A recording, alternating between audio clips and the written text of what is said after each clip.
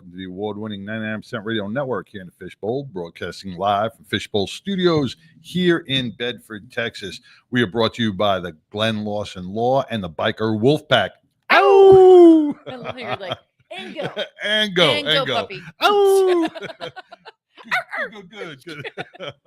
Which we're going to talk about some of the stuff that happened this weekend with the Biker Wolfpack down in Austin on the bagger race that you that was fun. that you attended, and we want to hear all about that. Man, we got the Battling Betties of North Texas in the house today, along with Texas Harley Davidson, the ambassador of fun. Micah Long will be here shortly. And then a little later, everybody wants to know what the hell is going on with the weed in Texas. Is it legal? Is it not? Delta 8, Delta 9? Who knows? But we're going to hear from Russel Langhamer. Woo. I know, right? I like it. His name should have been like Longhammer or something, right? Longhammer, and he would have got all the dates in school. But Langhamer probably got him some good dates as well. But we're going to be hearing about Russell tell us all about Free the Weed in Texas, man. Unfortunately, Billy Ball is sick today. She won't be coming into studio. So our healing prayers go out to Billy. Mm-hmm. Man, not only that, we're going to have Glenn Lawson and Lori Montoya and the famous Mongolog coming up right after these messages. We're going to bring you a little commercial break from our sponsor. Hey, everybody, this is Glenn with Glenn Larson Law and Biker Wolfpack Law. And I got one simple concept today. Don't be a tough guy. Don't try to do it on your own. And also, don't talk to the bad guys. So what do I mean?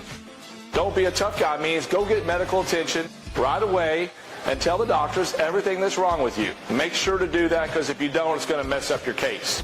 Number two, if you have a problem with your roof, do you hire a roofer? If you have an injury situation and you need help, hire legal professional representation. Our firm is one of those firms, and we stand ready to help.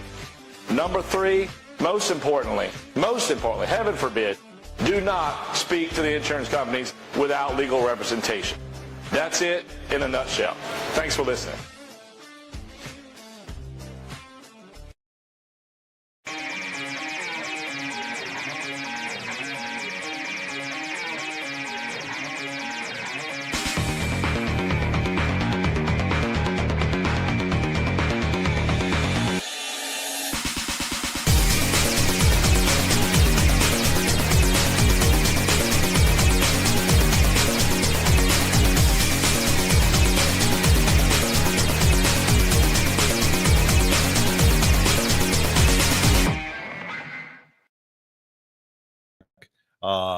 Man, that was the Thin Blue Line golf outing that's coming up at the end of the month. So many things. We got so much stuff, but what's more important right now? It's finding the outfit.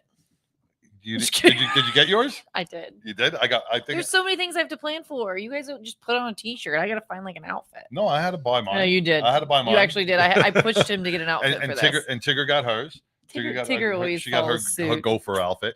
So, but that's going to be a lot of fun, man. We are going to be on the party hole, man. Hole number 9. So come out and have fun at the Thin Blue Line. We're going to talk about that in a little bit. But what's more important from today until October 15th, I need everybody to log on to fbrn.us. That's fbrn.us. Go up to the top and where it says vote here. I want you to cast your vote for the 99% Radio Network Sharky Awards, man. This will be our 3rd win. If we can pull it off, I'm going to need your help. And I'm going to ask for your favorite female co-host. Oh, there's a category? There's a category, female, best female co-host, and I think you should put in Pitbull's name there. But you choose what you want to choose. But please, we need your votes. Go to fbrn.us, and just hit vote. It costs you nothing to do it. All you have to do is just put in your email for confirmation, and that is it. Cast your vote today. The more votes we get, the better it is, man. FBR.us? FBRN.us. N, yes. For the something. Yeah, Fishbowl Radio Network. There you go. There you go. It's the extensions. They're pulling on your brain. Pulling on your brain. Oh, but what else we got? I want to wait till Micah comes in before we start talking about Saturday. But we could talk about it a little bit. Talk about it. This Saturday we have the Baked Biker pie rally, which I'm going to let you take care of that. Take a little bit more over that. So what's going on this Saturday? So Saturday, September 20th, at your Texas Harley Davidson in Bedford, we're having the baked biker. It's a mouthful. It is a mouthful, and it's going to be a mouthful. But so is pie. The baked biker pie rally starts at 12 o'clock. So we're going to have some food trucks. We got 2 hot food trucks, and then the rest are all dessert trucks. Desserts. Because, Oh, I mean, it's Saturday about morning sweet desserts. treats. It It's is. about sweet treats. It's going to be hot out. So sweet Yeah. treats. We got ice cream, Italian ice, shaved ice, cookies. We have the pie competition. So we have the sweet slice showdown. So with the pie competition, all you have to do is you can come just have there to show that up with a day, pie. show up with a pie, right? You got to have it there. I would say by 11:50, 11:45. You got to have it on the table to be judged by 2 o'clock. And it's got to be a cooked pie, not one of these Albertsons HEB pies, because we will check. It's got to be a baked pie. We want one of your pies. Yeah, don't bring it in the store-bought container. Yes, it's at 2 o'clock. We're going to have a pie. We want to taste your pie. And depending on how many pies we have, think we'll kind of navigate how many categories we have. Yeah. I think that's how we're going to wing it. Okay. I got first, second, and third for overall Mm-hmm. prize, and there's going to be a cash for $100 for the best overall pie. Yep. And then the pinup competition. Man, the pinup competition, I've been watching you guys put this stuff online, and it just keeps filling up with more I'm more getting a lot of girls right now. extraordinary girls, man, huh? I've got like probably 4 new ones just today. So Yeah. I'm probably getting up to 20 girls. Wow. And each one $1,000. is better than the other one, man. They all look fantastic. They really do look fantastic. So tell us a little bit about the pinup girl contest. What's that going to be? So basically, it's easy. There's not a fee to charge to get in, or a entry fee or anything like that. You email me, you send me 3 photos. I send you a consent form saying, yes, we can take pictures, all that things to show on social media.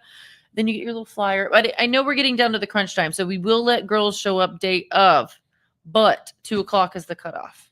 2 o'clock is the cutoff because everybody's going to have a DJ song or a song to walk out. So the DJ needs to know what the song is. So I'm probably going to do the cutoff at 2 o'clock, if not maybe a little earlier, depending. But yeah, you just show up. The theme is sweet treats. So think cherry pie, whipped cream, cookies, and brownies, and all the good things.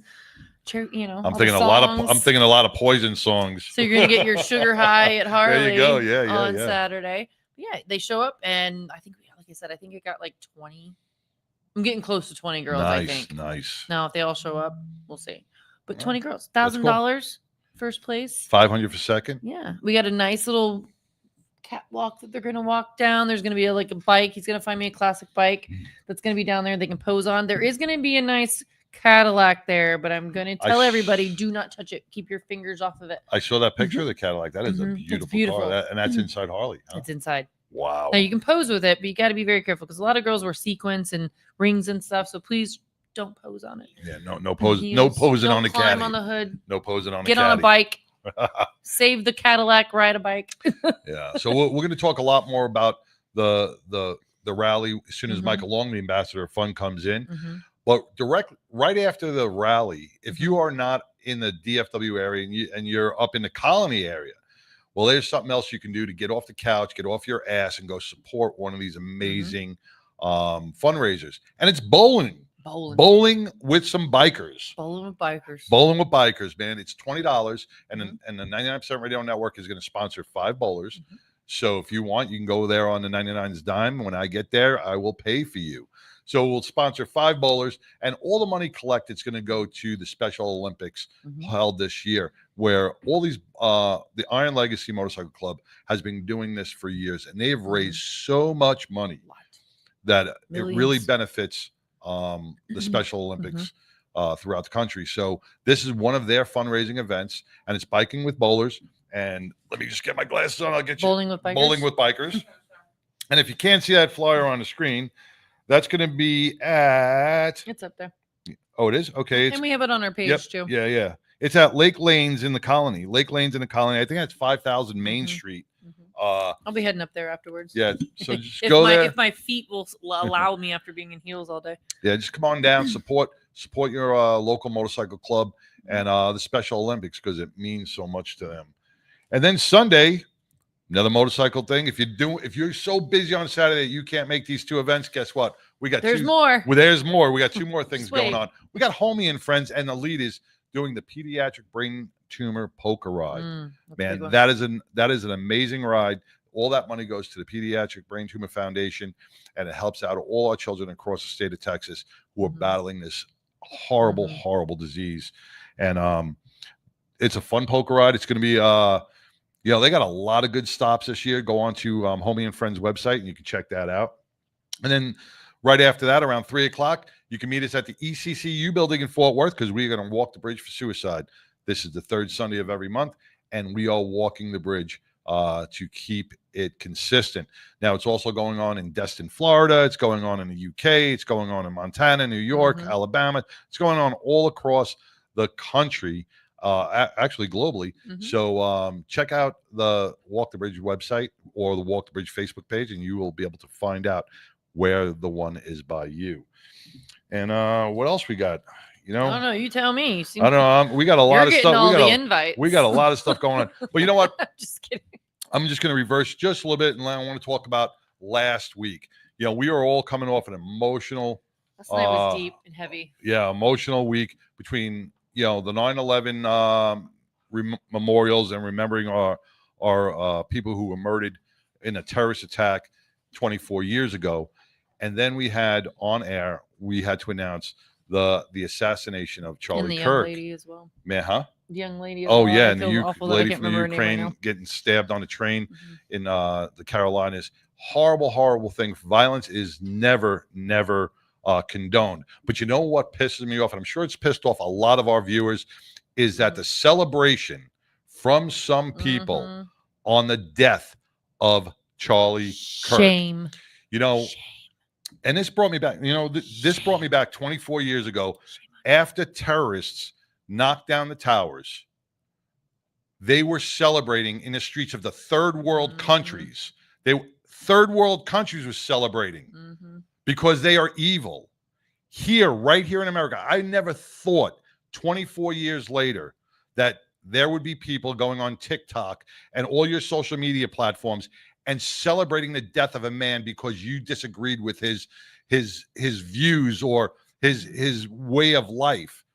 Charlie Kirk means everything to me and you because guess what? He fights freedom of speech.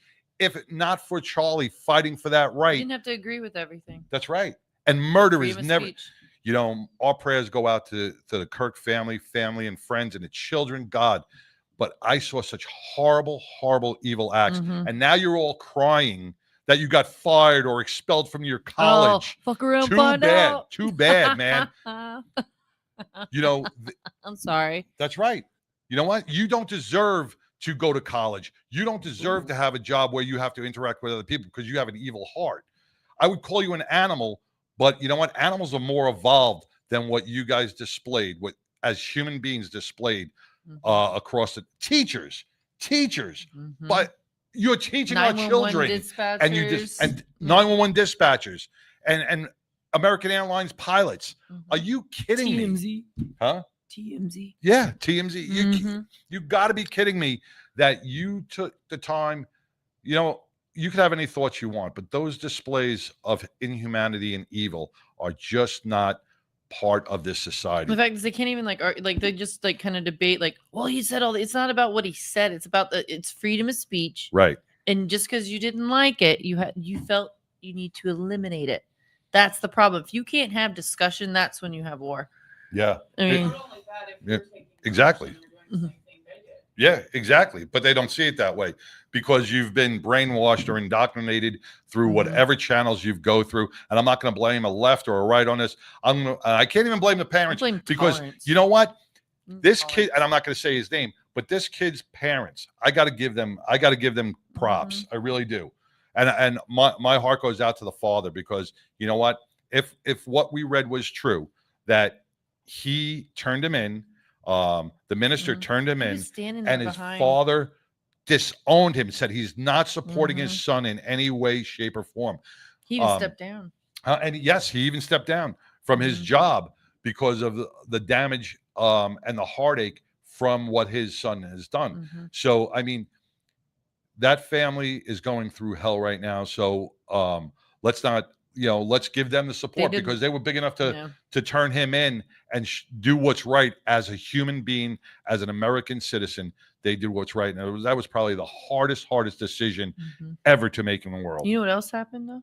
You know what else happened after all that? What happened? Nobody's business burnt down. Yes. Isn't that ironic? That is so ironic that There was no riots. right. Nobody, spitting in cops' faces. Now let me ask you, what's your take on that? Because when all and the left is putting a big spin on this, but there were candlelight vigils, there were prayers in the streets, right? Mm-hmm. What do you think about that? I mean, because they asked a lot of lefties out there. They asked them. They said, "Well, war," and every one of them spun it, and they blamed it on Trump, and they blamed it on this one, and they blamed it on the other one. Well, because they can never take accountability for themselves. That's why they keep pointing fingers. Yeah, it is. It's a sad state of affairs, man. But once again, you know what? And we're going to dedicate today's show. We're going to dedicate today's show to Charlie Kirk and his family, because Charlie, you fought for freedom of speech. You fought for open debate. You fought for everybody to have a voice, no matter which side they relied on. And I've watched agree, disagree. That's right. And I've watched thousands of your videos. And let me tell you something. There was less than 1% where you ended up getting mad at somebody for something. You have always been a great open debater and very, very respectful to everybody who has taken a stand at your mic. So today's show is dedicated to you, Charlie Kirk, and to all your friends and family that knew you dearly. And on that, we're going to take a quick break. We're going to bring on Glenn Lawson with the Glenn Lawson and Biker Wolfpack right after this.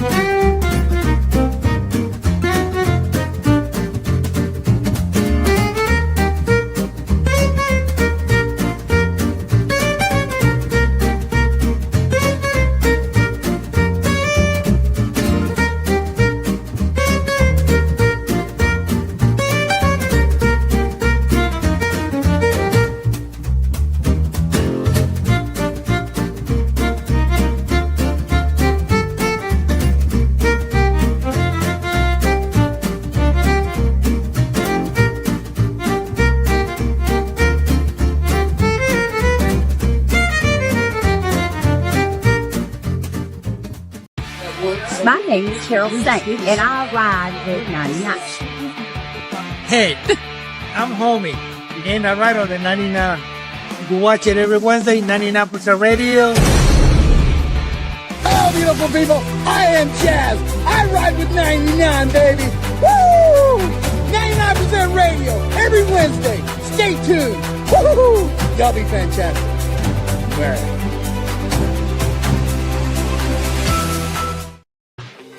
Biker Wolfpack Law is a safety organization founded by myself alongside Robert Howell with the primary focus of motorcycle safety, advocacy for injured bikers, and just general protection for those injured while riding motorcycles in the great state of Texas. Motorcyclists have all of the safety information they need, all of the legal information they need, and frankly, if needed, that full-blown legal advocacy in times of injury through no fault of their own.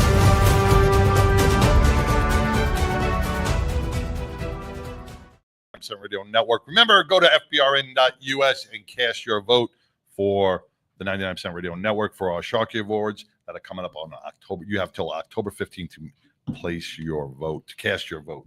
And for the female female host of the year. Female host of the year. And the male host if you feel like picking me. But that's all right. I want to welcome Glenn Lawson with the Biker Wolfpack and Glenn Lawson Law. Welcome, Glenn. Hey, everybody. Thanks for being here. Well, Mike's sounding good today. Yeah. Well, maybe it's just your voice is more, you're getting more secure. I'm getting a little more. I've been yelling at the track all weekend. So it's like now I'm finally in a place where I can actually hear myself. But yeah. Right. You had the bagger race. You and Pitbull were out there and over in Austin. Tell us a little bit about that, man. That looked like a good time. It's interesting. So of course, thanks to Cowboy Harley and Teddy Morris and all the other folks down there. But, I didn't know a whole lot about it until about a couple of months ago. Moto America, every type of motorcycle race you could possibly imagine, a race weekend at COTA. And they basically, the way I would explain it is it's kind of like a fight card, right? So you have all different classes, all different types of motorcycles, including super bikes too, right? So I heard some of the there's super all bikes of when that. you I was were trying to talk going over live. all of and- it. It was like, yeah. So, and then of course to cap it off is the King of Baggers, which is a division so badass. of the Moto America. It's a series of races across North America, which this year the main competitors of course are Indian and of course Harley. That compete, kind of old school like Ford versus Ferrari kind of deal, right? So I will gladly announce, of course, and those that follow it, Harley took across the championship this year as a result of the races that happened. This is a point-based race series, and Kyle Wyman, who's just a badass guy from Rochester, New York, his family, his grandfather, all of them, they're involved in ownership of a Harley-Davidson dealership there in Rochester. And this guy has been racing these King of Baggers. And I was talking to the factory guys, the racing team.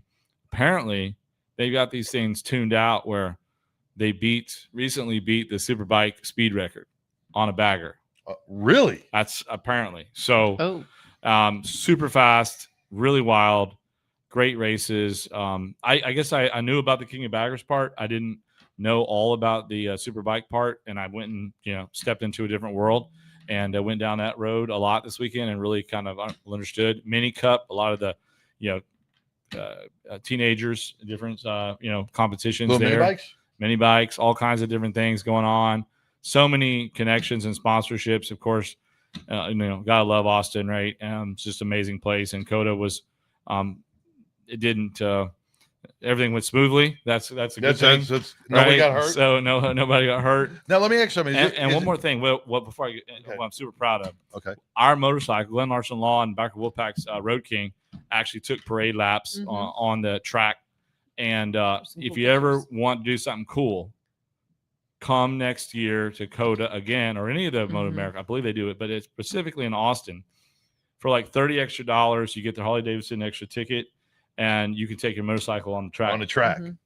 Looks like they're building a theme going park there too. Super quick. Are they? Is the embankment almost like NASCAR? It's a whole road course. Yeah. It's wild. Yeah. So the first turn, and then the straightaway, the tracks, it's the Coda track. Look it up, right? There's all these zigzags and different things.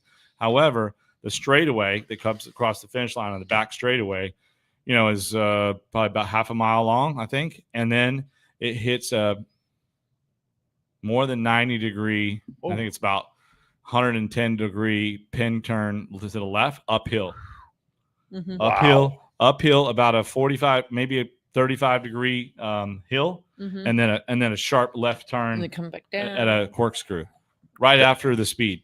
So it's now are these guys dipping the bike like the? They're touching the bags to the ground. Oh yeah, really scraping. Oh yeah. Oh yeah. It's a real deal. Oh, yeah. I mean, now it's wild. Are the baggers tricked out like NASCAR with all the sponsors? Oh yeah. No. The whole kind of like they the look color, like NASCAR. This is Indians like burgundy and it's the color. It's the motorcycle It's the bagger version of F1. I mean, they have the whole team, the pits. You're in the pit. They have a racing crew. They have the person doing the lasers with the wind and just like the movie, right? The F1 movie, all that stuff. Wow. I mean, they have a whole crew. They won't tell you anything about the setup, nothing. And then, of course, Thursday, I was able to interview Kyle and a few other people and actually get to know some of the racers there for Team Harley. So basically, long story short, Indian crept up on Harley the last couple of years and smoked them in the last two races of the season and won the championship for two years in a row. This year, proud of him now. So Harley's back in the championship. What are some of the speeds that they get up to? Do you know? I think it's way over 150, 160, 170. It's way up there. I don't know exactly. Don't hold me to that, but I know it's super quick. I mean, if they're in the Superbike speed. Yeah, I'm just thinking, because you got the super bikes and those are weighing maybe 300-400 pounds, right? But a bagger, you're looking at a bagger that's weighing 800 pounds. They're Road Kings, mostly the Harley ones. Yeah. And you're doing 150 on that thing, man. That is huge. It's a lot of Kegels. I know that Biker Dad was there.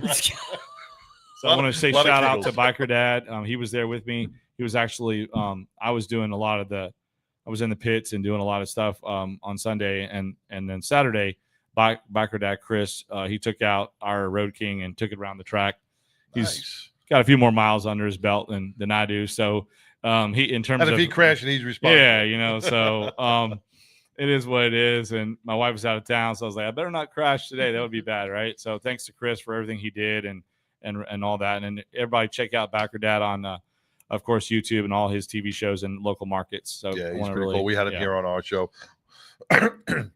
Before we go any further, I just want to give a big shout out to Madison Thompson. She's out there. She's watching us. Madison, hey, little girl, how you doing, baby girl? Come on. We can't wait to see you at the Celebrity Softball Classic. And why don't you join us, Madison? Come on to Texas Harley-Davidson this week and dress up as a pinup, and we'll let you walk the catwalk.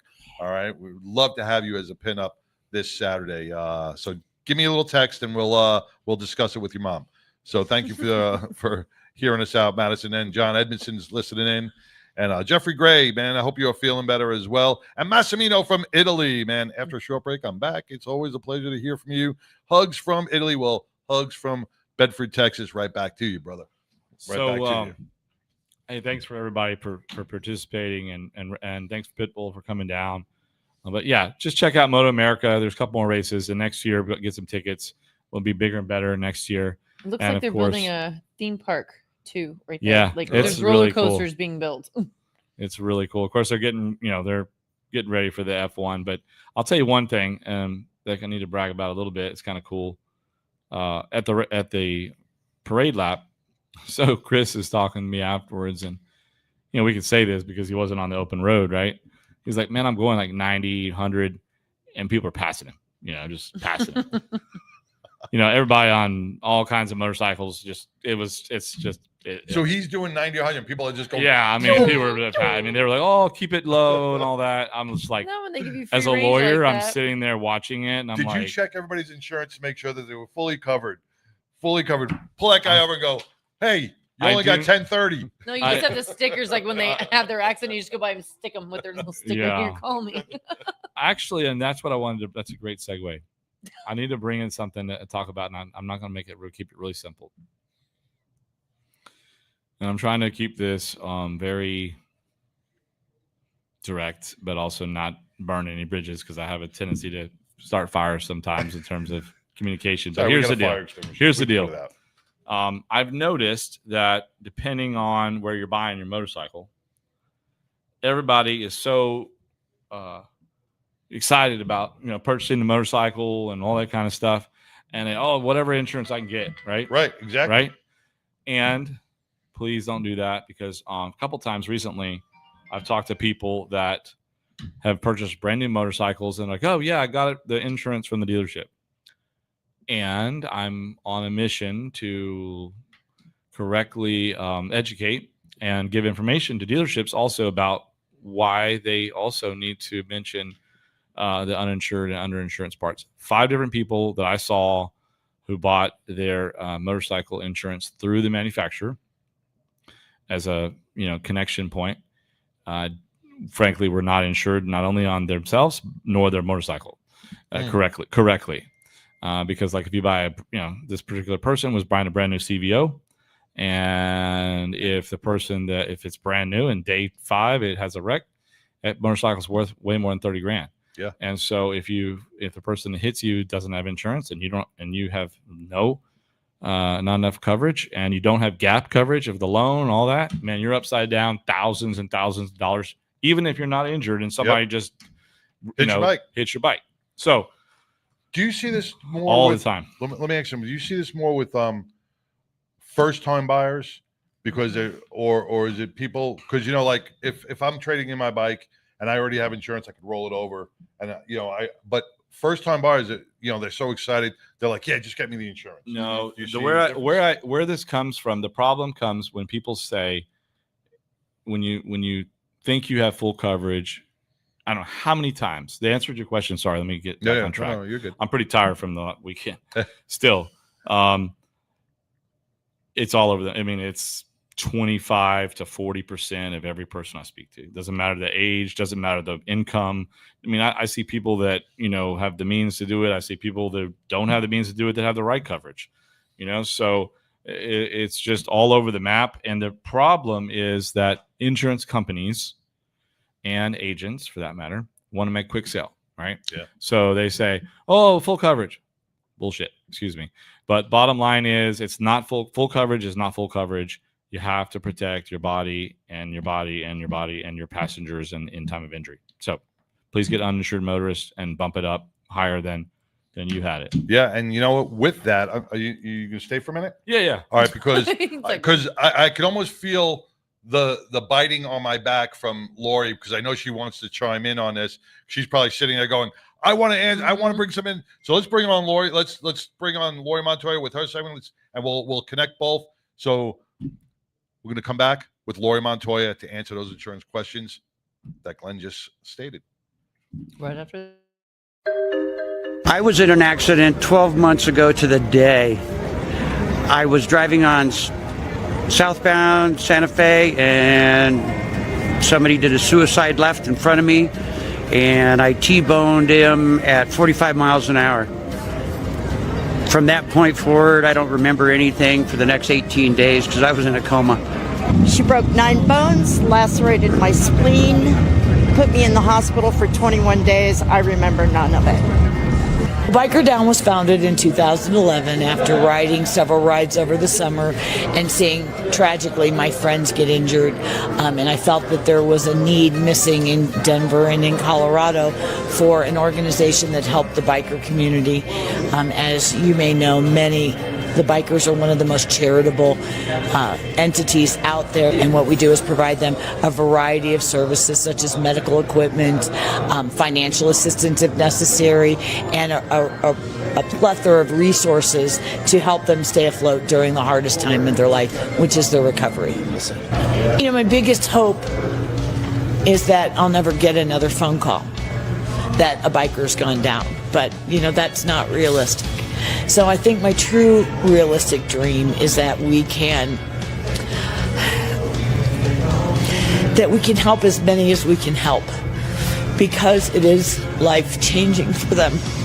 Certainly donating and volunteering your time. And even if you can't do that, attend our events. Attend our event and get a $20 t-shirt for your $20. Those kind of things make a big difference in a small nonprofit like ours.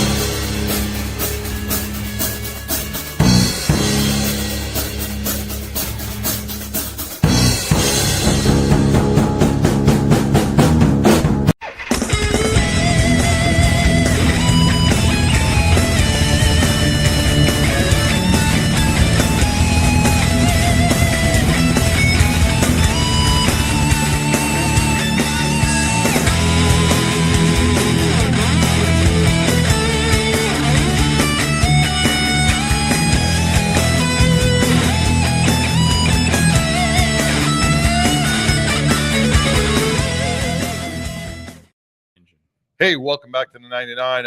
Hey, and just coming on our airwaves right there, we got Janie Balderas, man. And if you don't know Janie, we're going to be playing her song a little later on. She's one of the nominations. She's got so many nominations for awards. Mm-hmm. Check out Janie Balderas, man, from the House of Balderas. I want to welcome to the show Lori Montoya. What's going on, Lori? I want to strangle myself. What? Oh, my God. If I hear one more time about insurance, I don't know what we need to do. Hey, but yeah, I'm sitting here feverishly writing down notes as Glenn was talking. And well, I got to tell you, he did an insurance evaluation on me the day that you couldn't be here, and we found out that I am sorely under insured. Right. And when I went home, and I didn't print it out for today, but when I went home, I made the proper adjustments, and I'll tell you, my insurance did go up a little bit, but it wasn't extraordinary where it's out of the price range, and now I feel a lot better and a lot probably safer. The cost of a couple Starbucks. Yeah, it really wasn't much at all. It wasn't much at all. It really, I mean, if it's $10-15 a month and you times that times 12, it's under $150 a year. And yep. what I was writing down because I'm in Florida. Where's Laurie? Laurie's in St. John's, Florida. And I just had this hat done for Pitbull. Look at that. I like it. Look at the Louis. I like it. But anyway, I was doing the help request this week, and San Francisco driver T-bone, driver has no insurance, biker has $25,000 liability only. Florida, great state of Florida, bikes don't have to have insurance in the state of Florida at all. Driver has very limited liability only. He died, not married. Girlfriend of 10 years gets nothing. That's right. New Jersey, rider blew a back tire. Now we talk about the maintenance that we tell everybody to please check your tires. He died. He had insurance and only replaced his bike.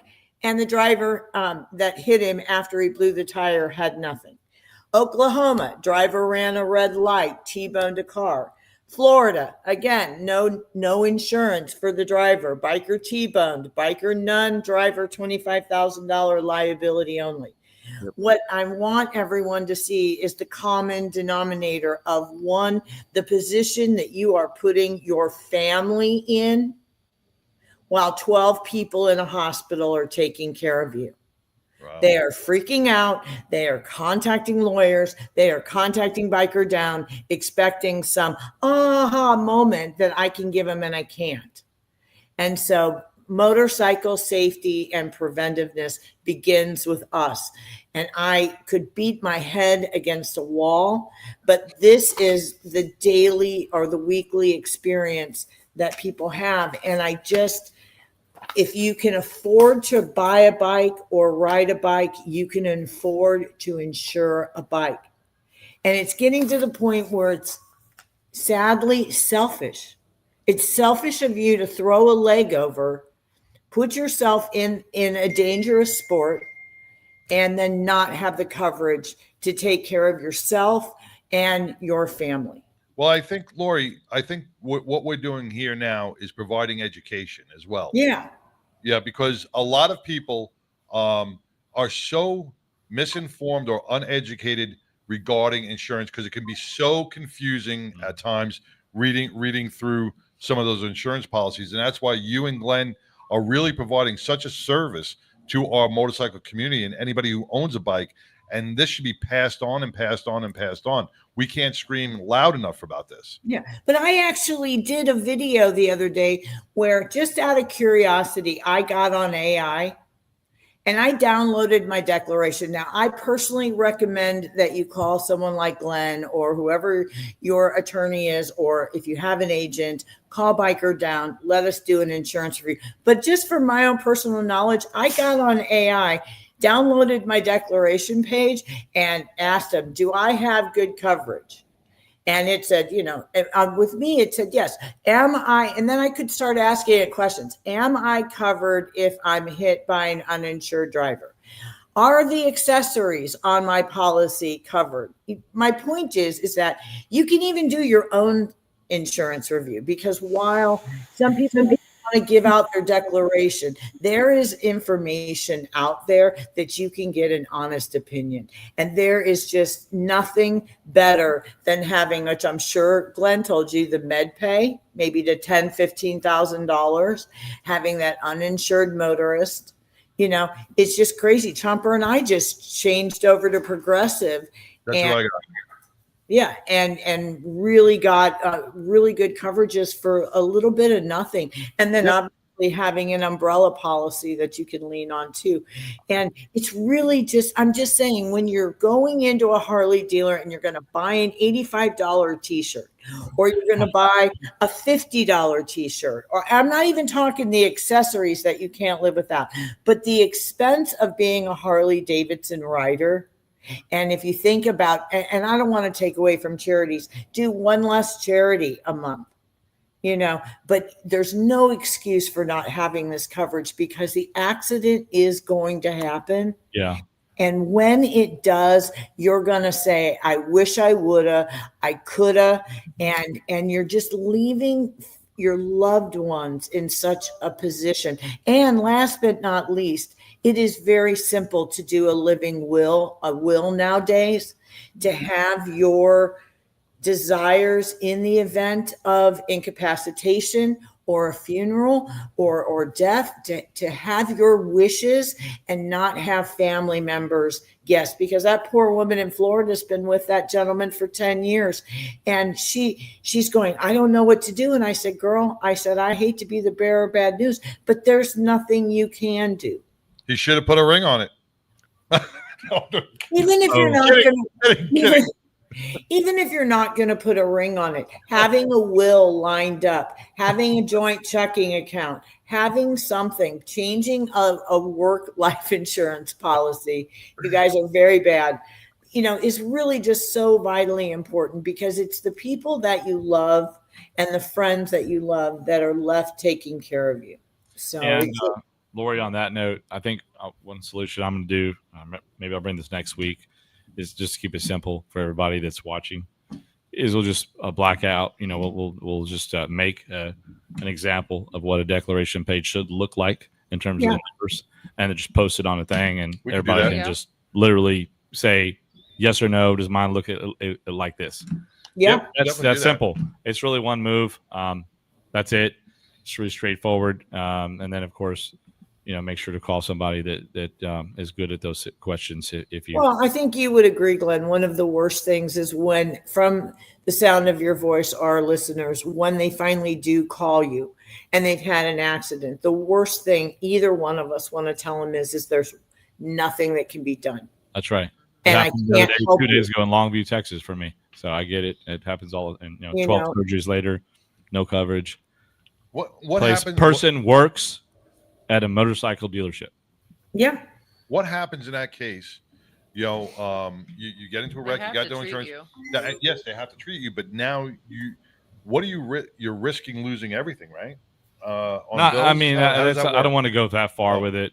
The answer is you're risking just lots of unknown things, and you're risking no recovery and no financial assistance to bridge your family to the next chapter that they need to go through, and you're risking bill collecting happening. Right. So you're not working. You're not working. So your gas, your electric, your mortgage is not getting paid, especially if you're a one income family and you're incapacitated. There's no coverage to get you through those times. The best way to explain it is like this, okay? You're riding a motorcycle, in my opinion, that uninsured and uninsured is like life insurance. Yeah. Because that's what it is, okay? It's to protect your life in case of catastrophic injury, but the reality is it's also to protect your life.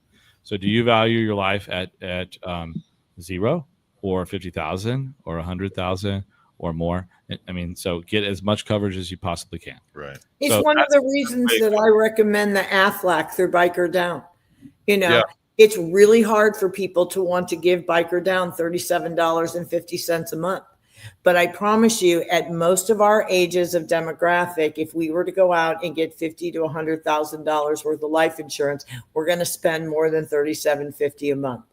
But in the event of an accident with the AFLAC, you're getting so much for an ambulance. You're getting so mumuch for the ER. You're getting so much the minute, I think it's $1,200 the minute that you're admitted. If you're having multiple surgeries and you're in ICU, you're getting $300 a day. You start taking a catastrophic accident of someone that you know, and they're getting a lot of tax-free money from AFLAC that will keep their nose above water. So even if worst case scenario, I've got a biker, he buys mows lawns, buys a $5,000 bike, puts liability only on it, gets hit by an uninsured driver, that part of it's done. But it's what most people lose sight of is, how am I going to pay my bills? How am I going to, that management company is a lot different than a landlord when you're renting. A landlord will, and I think Glenn would agree, a landlord will be okay for a couple months. You can negotiate it. You can pay what you can. I don't agree with that at all. So just saying, I don't know any landlords like that. Yeah, yeah. I mean, I know landlords evict people, is what I know. Mhm. They're all Well, but yes, but I will say if you've been a long-term, there's a lot of times you can say, listen, I'm incapacitated. I've seen lawyers write a guarantee letter, say, listen, well, if we get a settlement, we'll guarantee you this. I'm just saying, I've come up with some types of things that will try to keep someone's nose above water. It's really hard for a judge nowadays when you're, incapacitated to just evict you out of it. So, there's also a lot of legal things that one can do to stop an eviction. And, and that's something that I can do. I can talk to people about that, yourself as a lawyer can't do. But my point is, let me ask something, Lori and Glenn, because you brought up the $5,000 bike. And if you bought a bike for $5,000, you see a lot of people what? Ooh, they shut up, man. When you buy your bike and it's brand new, and then all of a sudden you pay off your bike. A lot of people they take off their collision, they take off all that stuff because they're like, oh, my bike's paid off. I don't need all this extra coverage. You see a lot of that happening as well. Oh yeah. Yeah. I had that insurance, but I let it drop. Or, I mean, people see they see it as vehicle insurance. They don't see it as insurance for injury. That's the just bottom line. We can talk about this 100 different ways. Yeah. But that's the truth. Just get it, and we can move on to something more interesting and more fun. I like the fun segments. I really do. But it is. Let me just transition real quick, Lori, on a fun segment, because when we talk about bikes and bikes that are wrecked, you're doing something spectacular next year. You and a bunch of guys are building a bike in Sturgis. Well, for charity. So it's in the infant stages of it, but basically what's happening is us and Biker Dad and a few other and V-Twin is involved, and a bunch of other builders. I can name them all, and the folks at Road Guardians are involved with Vicky and everybody. And basically, long story short, we're putting together a package to take an engine that was won at a raffle at Sturgis this past year, and then add that to a 2006 Dynaglide, I believe it is, frame and everything. And then V-Twin is going to help with some of the other parts. And there's a couple of other builders, and then there's a master builder involved, which we're working on. But basically, we're super pumped about it because we're coordinating the logistics. Sun God Graphics, Robert Howell, guy, and with Biker Wolfpack, he's going to be painting the gas tanks and paint, doing a lot of the paint work. And it's a collaboration of a bunch of people, and it's going to be a either we don't know exactly yet. It's either a raffled or an auction motorcycle, and it's going to benefit the Sturgis Museum, and it's going to be super badass. And we're going to be there. And my firm's going to be, Biker Wolfpack's going to take as one of the partners in that conversation. We'll tell you all more about it. Man. That means the 99% radio network needs to get their butt to Sturgis. I'm overdue. Yeah, we're gonna pack Pitbull in a suitcase and send her out there. There you go. Or we're gonna store her in your RV and let her just you guys travel around. Welcome. Just come to Colorado. We'll ride you up in style. Hey, I got one more announcement. I forgot. I'm so sorry. No, you're good. You're good. Man. I got to say something about something really cool that happened, and I'm going to be quiet. Here's the deal. I met an amazing person at the race this past weekend. That's Teddy Morse. He's wonderful. And it was just an amazing journey to meet him and really see an owner and someone that is really grounded and just there. Picking up the trash, supporting his team at Cowboy Harley and one of many dealerships, of course. But it was really nice to meet Teddy. So thanks, Teddy. And thanks for everything you did with coordinating with Robert. It was just a great weekend. And thanks for hosting us there at Cowboy Harley. Thanks always to my exclusive partner. Yeah, Teddy's an amazing individual. My daughter had a hat bar at Sturgis, and Teddy literally came in every day and got a custom hat, and just really, really a good person. And we're going to be doing Bike Oktoberfest out here. And she's going to be really making a statement with the hat bar and stuff. So the only other thing I've got coming up next month is that motorcycle cruise that has no name, but you can announce them. You can listen. You're more than welcome to announce them. High Seas Rally. There you go. So we definitely hope to get you guys back on that motorcycle cruise. I think this is going to be quite a transition year, and they're going to go back to Royal Caribbean, which we all know is a lot more fun. But so I'm here for the next week, and then I head back to Denver, home for 3 or 4 days, and then the next weekend I'll be in Vegas chapter for that annual peanut butter drive that Full Throttle Law does, and they raise over 30,000 pounds of peanut butter for Feed America. And just in case anybody wants to donate a pound or two of peanut butter, go to bikerdown.org. Are you taking them on the ship with you? I don't think we're going to do them on the ship this year because, we're going to some different locations, and with it not being a full cruise, a full ship like we had last year. I mean, I think we raised over 1,000 pounds of peanut butter, which, most people don't realize that $2 or $3 pound of peanut butter is $13 in the Caribbean. So people that are of low income, it's really an amazing, sustainable, non-refrigerative way to provide protein to your kids and great. I know, bringing those cans of peanut butter on the ship where they looked at us like, "What are you doing?" What kind of party's going on here? What's going on? But it was so much fun. It was really a lot of fun to wheel those off the ship. Oil. Now you guys with peanut butter. What's going on? But anyway, love you guys, and you guys have a good week, and I'll talk to you next week back in Colorado. Thank you. All right. Hey, Pitbull, thanks for coming to All right, be safe. Thanks for having me. Yeah, it was really wonderful. Hey, real quick, I'm totally taking over. No, you're good, man. I something I haven't mentioned.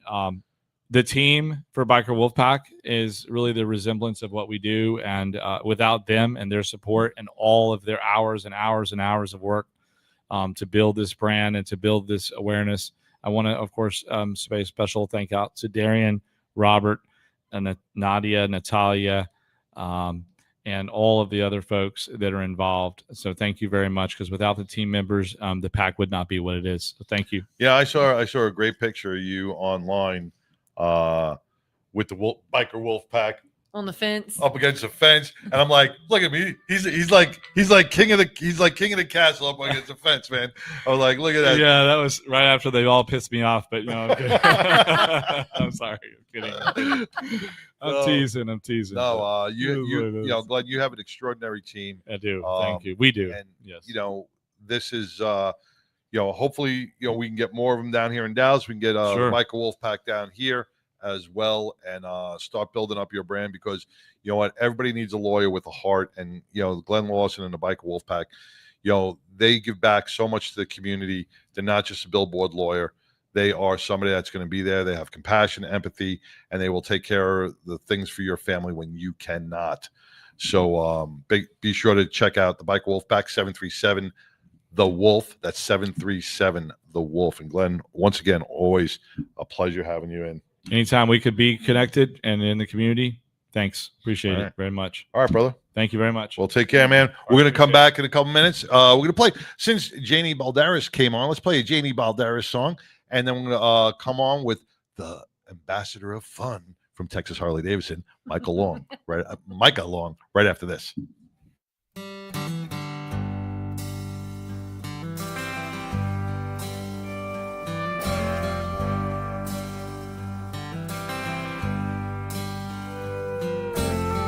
Gonna sit by the fishing pond with my fishing reel all day long, hoping to catch a bite or two. Gonna pitch a tent tonight underneath that bright moonlight, get my guitar to sing a tune. I'm gonna make sweet memories with you.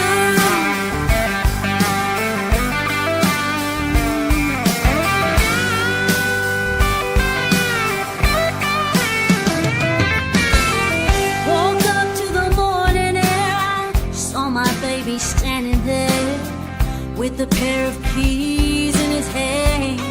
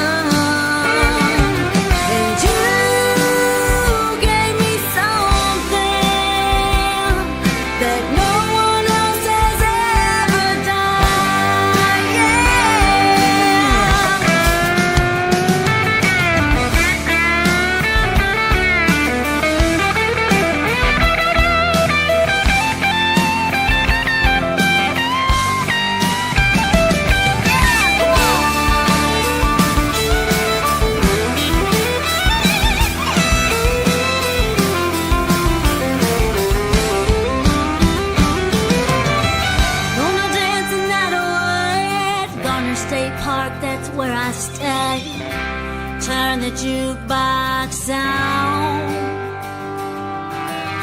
Play me some Kevin Fowler, Josh Abbott, give him a holler.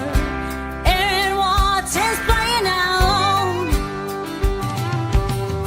Every time I play this song, it's gonna make me think of you.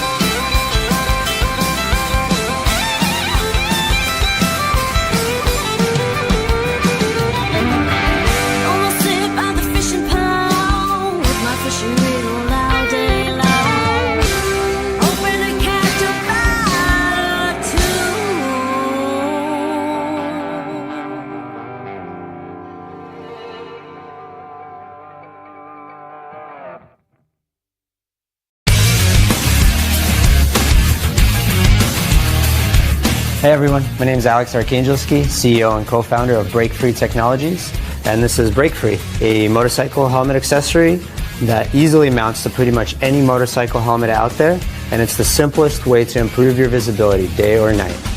Break Free's got a sensor array built into the unit itself, so there's nothing to mount to the motorcycle, there's no wiring, everything is inside the unit. It's got 100 ultra bright LED lights that light you up during the daytime and nighttime. Anytime you slow down, Break Free activates, no matter how. Engine braking, downshifting, regular braking, emergency braking. You slow down, it turns on. Break Free is a small company. We're only 4 co-founders and 1 employee at this point, and we're all passionate motorcycle enthusiasts. We love riding, and we've created this product for our community. We wanted to make sure that motorcycle riders are safe and seen out there on the roads. We saw a huge need for visibility, and that's why we've created this product.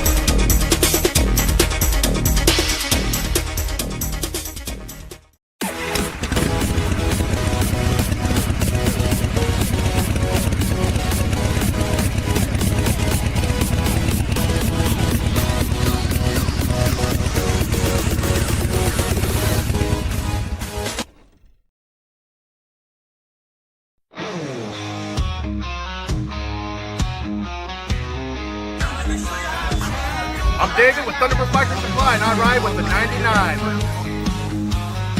Hi, I'm Maria. And I'm Misty. And we're with POF, and we ride with the 99. Hey y'all, I'm Janie Balderas, and I ride with the 99. This is where the difference gets its name. Hey, welcome back to the 99. We have the ambassador of fun from Texas Harley Davidson, Micah Long, and Jessica Castleberry with the Battling Betties of North Texas. Dixie Rose Divine. Dixie Rose Divine. She's my vice president of the Texas Battling Betties. Man, I want to welcome you guys. We have an amazing event coming up this weekend, Saturday, at Texas Harley Davidson. Micah, the ambassador of fun, what are we looking like, man? What are we doing? A lot. Man, I'm really kind of digging your voice right at the moment. You talking to me like that? Actually, this weekend, Saturday is going to be huge, man. We got a Rockabilly Live music on Saturday. We got the Battlin Betties coming over and doing a pinup girl contest. I think we got how many contestants? I'm getting more. Even today, I had 4 more, so we're probably getting close up to 20 almost. We're going to need some more numbers then. I know, right? You did fix number 3, right? No, we're going to leave number 3. No, we're going to roll with it. We're going to roll with it. Yeah.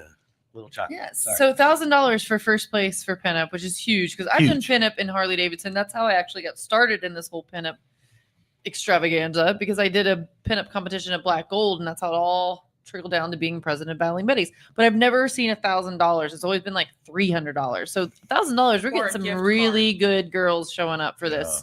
Well, I mean, if you're gonna advertise that we're the biggest in Texas, we gotta go throw big. it out there. Gotta go big.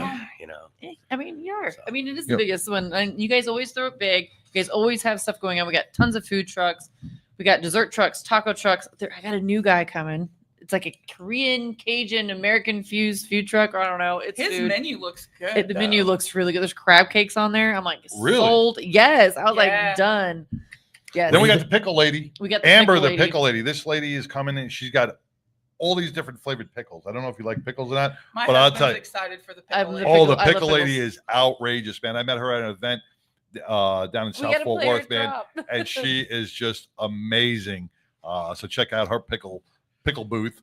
Yeah, it's gonna be exciting. Pickle booth. So we got like all the sweet treats and temptations. So you got the pinups, which is a temptation. You got the sweet treats, ice creams, and Italian ice, and then you have your pickles and tacos and beer because the 99% is also going to have a beer garden there. We're going to have for a beer donations. Garden. Yes. Let's make that clear. This is not a sales. This is for donations. You donate to the Cowtown Marine Corps League, and you get a couple samples of beer. Samples. But it's a beer garden by the 99. But once again, man, Texas Harley has knocked it out of the park. You guys are the biggest Harley Davidson in Texas, right? By Yes, sir. square footage. You can't be called Texas Over Harley. 72,000 square feet. Yeah, and not only you have a barber shop in there, which you're bringing your son to go get a haircut there. They do children's haircuts. I did not know this, so I've already told the guy my son will be first in line. He's going to get a haircut on Saturday. Bring him in. Where else? I mean, you want to go out on a Saturday morning, and you're like, well, hon, I'm going to go out. I'm going to take the kid for a haircut. All right, you bring him down to Harley. You get to hang out at Harley all day with the guys from Hog. And your son goes in there and gets a haircut. Literally, you can hang out as long as you want. We duct tape them so they can't get out, and they don't go anywhere. And there's always something going down at Harley, obviously the Saturday, but there's usually something going on where they'll have like, you can get a couple beers maybe and just hang out, look at bikes. I don't know what you're talking about. I would say one of the things that I love about your location is you have more seating than any others. Like they always comfortable seating. They always advocate, hey, couches. come hang out at the Harley or the Indian or whatever. But I went in there the other day to survey our setup, and there was at least 30 tables and chairs in different ways. So there really is in the set cafe. up for hangout, have a good time. There were picnic tables. There's other tables Little inside cafe and area. outside. Yeah. So I mean that is seriously welcoming to that. You really want people to stick around for. It's a while. not just a bike. It's just not a bike dealership. It's a family gathering. It's a place to go and just hang out. And like you said, those couches and your little cafe, there's free vending coffee machine on stuff. all the time. You can just sit and you can talk with a friend. You can talk with the staff is extremely open and pleasant. So and then not harsh on you about like buy a bike. They're just like, hey man, just welcome, man. And just, Hey, our team members just want to be your friend. First Yeah. and foremost. I've actually had a couple of them at a Halloween party before, so they do become friends. yeah, they really are. You guys definitely have some of the best staff that I've ever met at a Harley dealership. So, but as the biggest Harley dealership, you guys always do things bigger and better than anybody else, man. And I think that's because of the ambassador of fun. Ah, appreciate it. Now you guys do your Thursday. You guys do your Thursday night bike rides and your Friday lunch rides, correct? Yes, sir. So actually, last week we had a really good turnout for our 9/11 Memorial Ride. We had over 40 bikes in that ride, and we just cruised over to Grapevine, and it was phenomenal. Did you go to the memorial in Grapevine? Oh, we did. We went by the what is it? The Flight Crew. The Memorial? Flight Crew Memorial. I went there It was Wednesday. amazing. I got to tell you, and I just want to elaborate on this. I've been going to these memorials for the last 24 years. And this is the first time I ever attended the flight memorial here in Grapevine.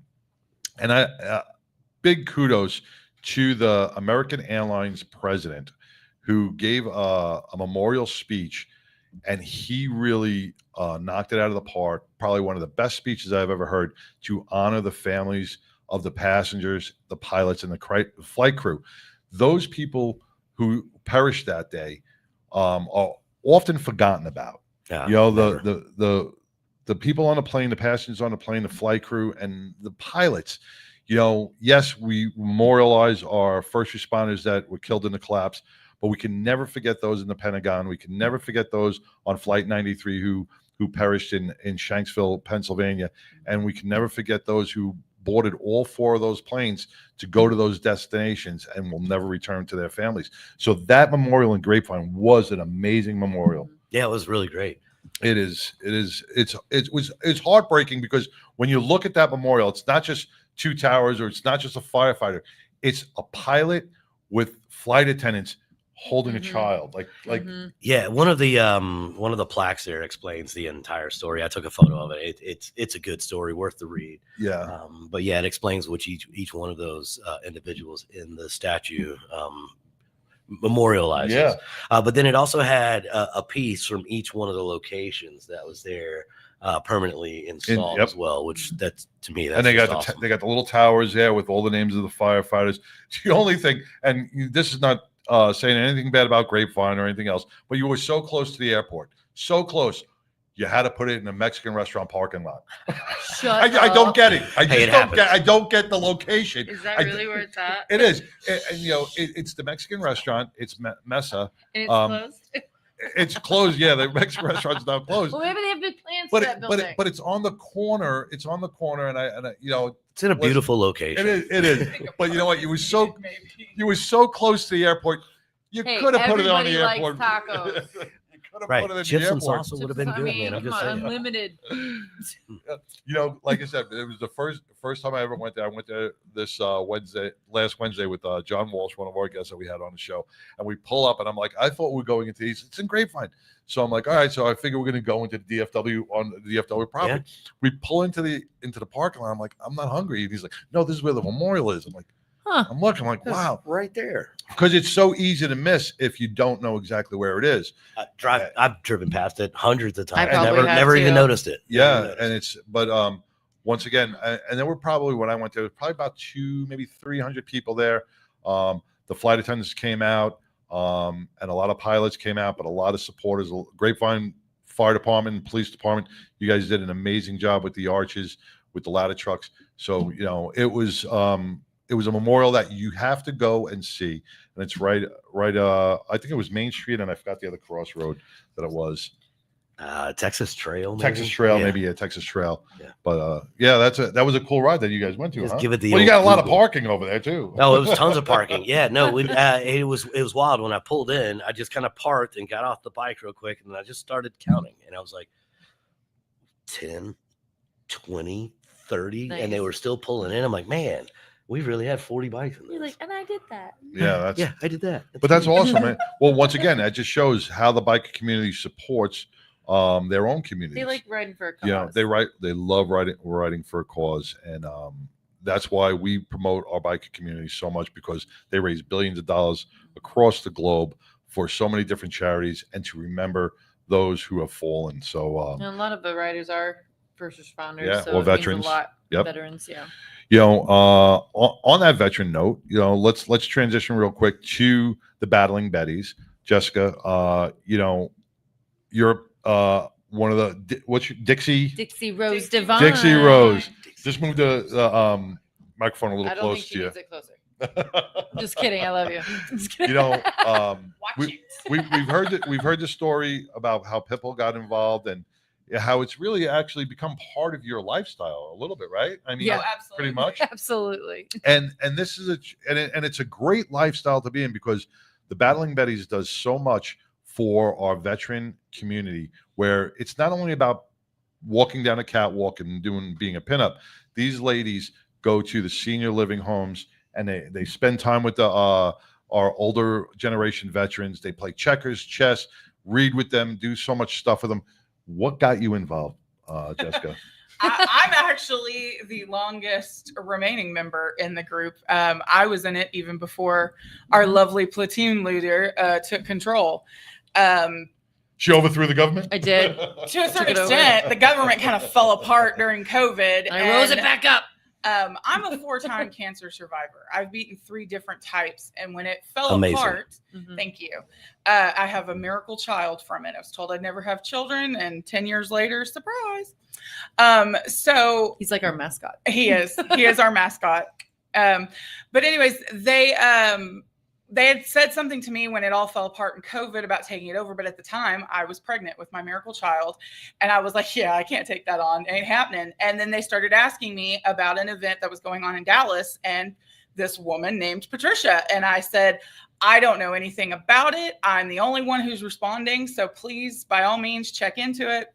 And that's when they started communication with her. And thank God they did, because she was like, yeah, I'll take it on. And so she became our platoon leader. And then they immediately messaged me and told me to contact her. And we just took off from there. And But what got you involved in, like, Interest this at lifestyle, all? the interest in, dressing up as a pinup and getting out there and well, supporting and the community? that's where I'm a little different. I've never done a pinup contest. I honestly don't have an interest. I was a professional singer for 6 years, but I'm also a Girl Scout. In fact, I'm a Gold Award recipient, life member. You didn't bring no cookies? Nope. I do not sell. I quit. A Girl Scout without cookies. I gave that tired. I gave that up Tired. many years ago, but I am a lifetime member and I've always been involved in charity work. My brother is a retired Air Force officer now. And so military, him and his friends became my non-blood brothers, have always been around my entire life. So I always wanted to give back, but I was never meant to be in the military. No way.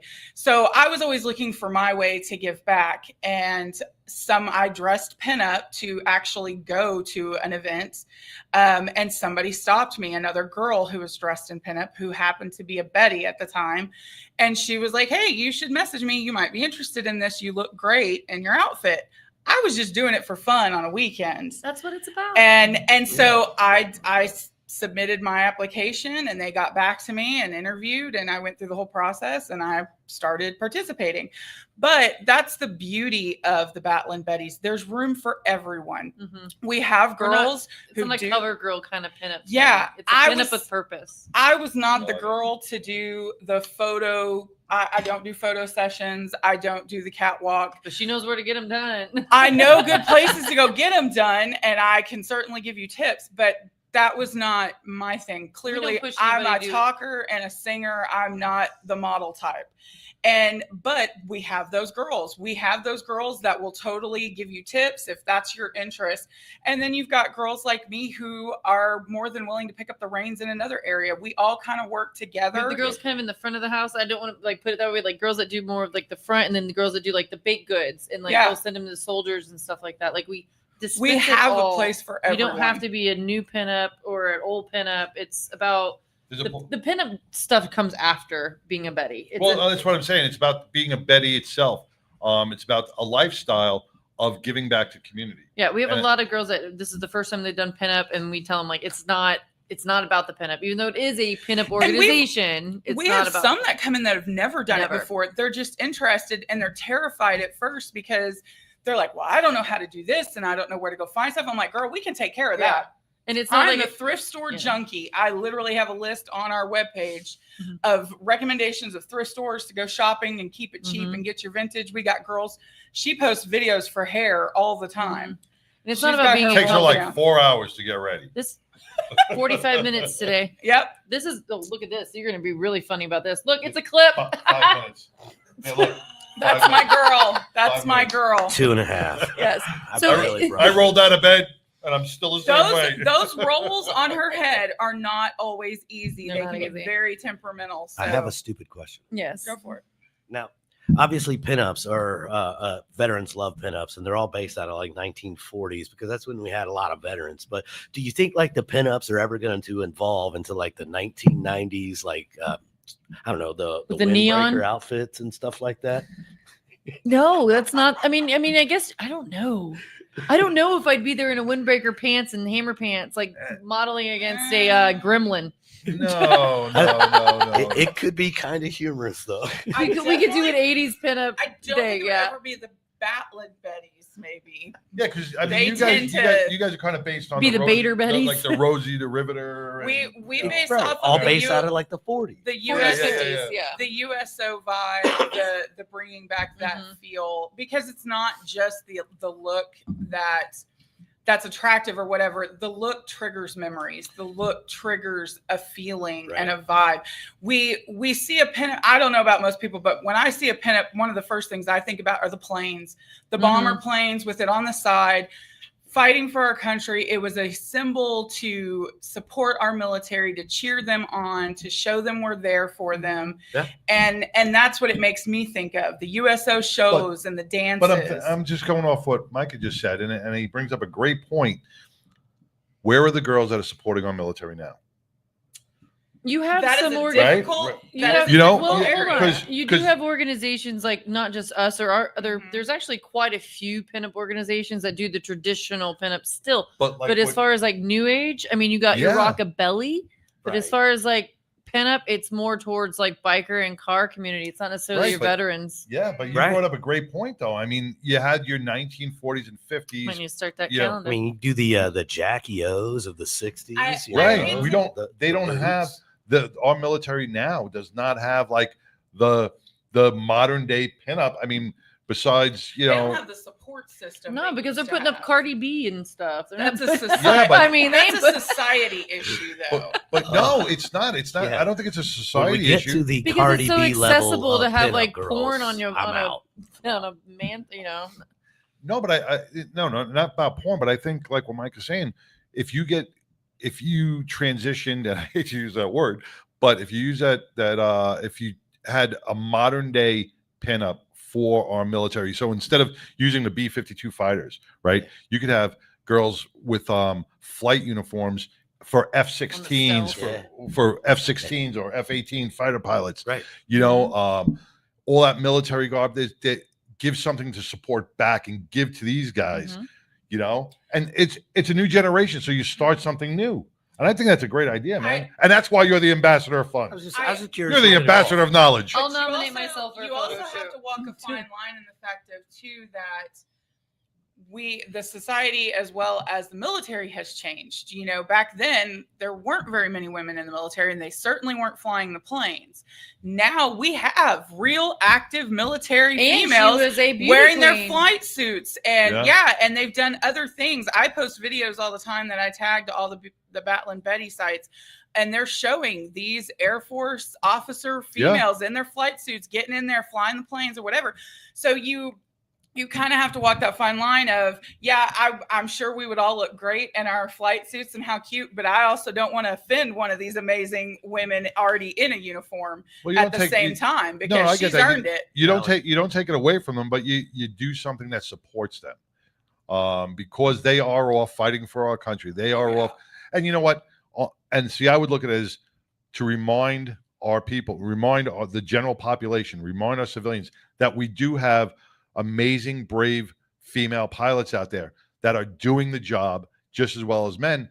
And this reminds them, says, hey, we do have female fighter pilots out there that are risking their lives each and every day. Do we get a male pinup for the? You can get a male pinup. I know Mike is going. He's like, yeah, I'll do it. Oh, with the beard, just popping it right on the wing. Yeah. Hell yeah. I think Micah, I think you would make a great. I don't want to say pinup. I'm going to say I'm just going to call you an up. Just an up. You make a good a up. pan up. I'm a good. You'll be a good man up. You're a good man up. Man up. Pan up. Pan up. So I like pans, pancakes, pancakes, pan up, man pan.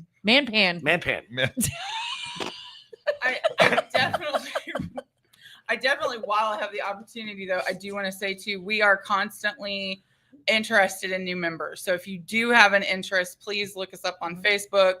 By all means, hit up BattlingBuddies.org. Pitbull.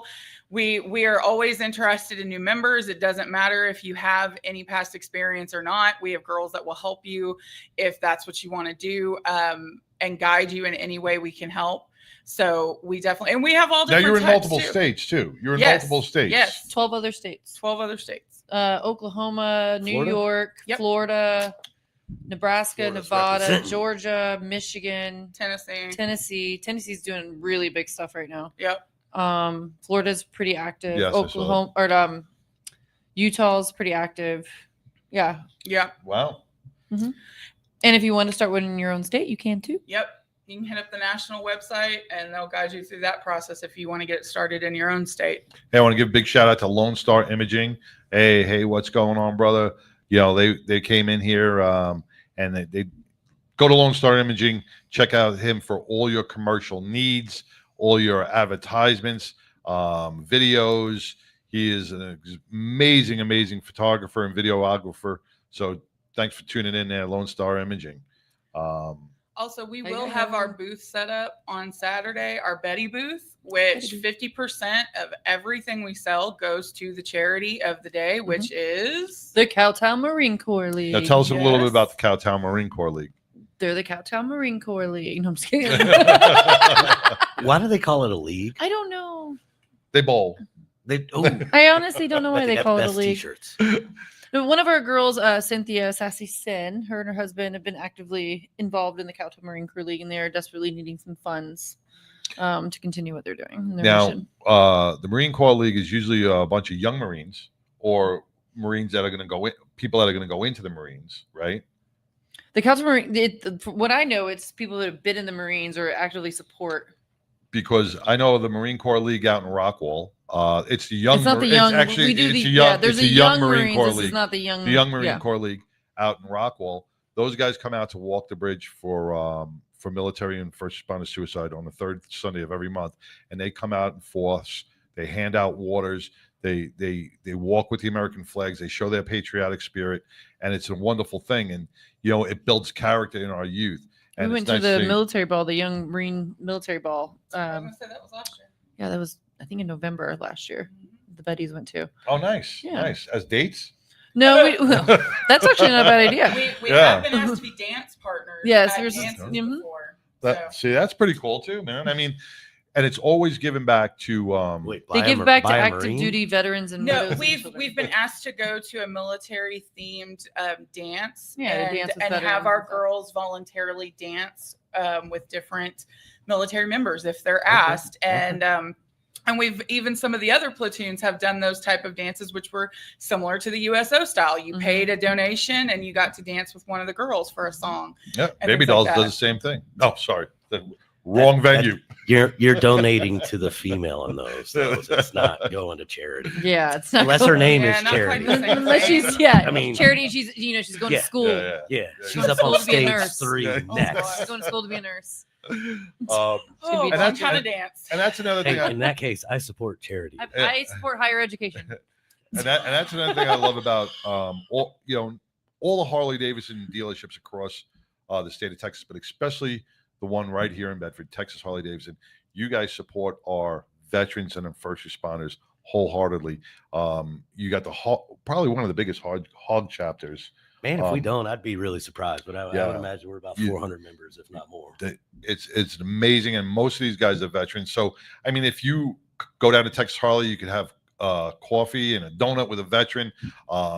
Go there, bring a box of donuts and just sit down and just hang out with these guys because you learn so much. And yeah, definitely bring donuts, like he said. Yeah, or Bring kolaches. Ooh, yeah. Yeah. We like In our New York, we call them pigs in a blanket. That's what I call the pigs in the blanket. Yeah, when when I I- text them, like, what's pigs in a Yeah, blanket? they were like, "Hey, you want a kolache?" I'm like, "Yeah, what is that?" And I'm like, "It's a pig in a blanket." Yeah, I'm a veteran. We call those wieners and buns. Wieners and buns. We like our wieners and SOS is? buns. I'll bring a Yeah, shit on Shit on a shingle. shingle? Yeah, I delicious. make shit on a shingle every Sunday. Delicious. Yeah, bring old you a school like my donut dad on did in a Saturday. cast iron. So let's talk about Saturday a little bit. Even more. Yeah, because going. that's what it's all. That's what it's all about. There's wait, more. there's more. So I heard you got this vintage Cadillac sitting inside Harley's. Yeah, I What's do. going on We've with got that? so Murray's Custom Rods just moved in right next to us, and I got a whole another scenario I got to talk about them. But basically, Murray's Custom Hot Rods moved in next nice door. shop. We are partnering with them next week for their grand opening called Murray Palooza, in which we have a free concert right here in Bedford with the Unlikely Candidates being the headlining band. They start at 9 p.m. And that's Saturday, September 27th. But the long story short, I said, "Hey Murray, you got a car that I can throw in my my dealership?" And he's like, "Yeah. What do you how much room can I get?" And I was like, "Man, I've got plenty of room. Bring whatever you got." He brings this thing, and I'm like, "Bro, this thing's like 45 foot long, from tail to front end, and then it's like 27 foot wide. You could easily fit 8 people in this car comfortably. I bet he has. With elbow room and was eating gorgeous. chicken nuggets and stuff. I saw the picture of that she posted. It matches online. I'm my like, hair. I'm like, this is an amazing car. I can't Yeah, wait it's to a see it in person. 61 Caddy, and it's huge, beautiful. Yes. It is beautiful. So it's parked like kind of near the runway, we're calling it.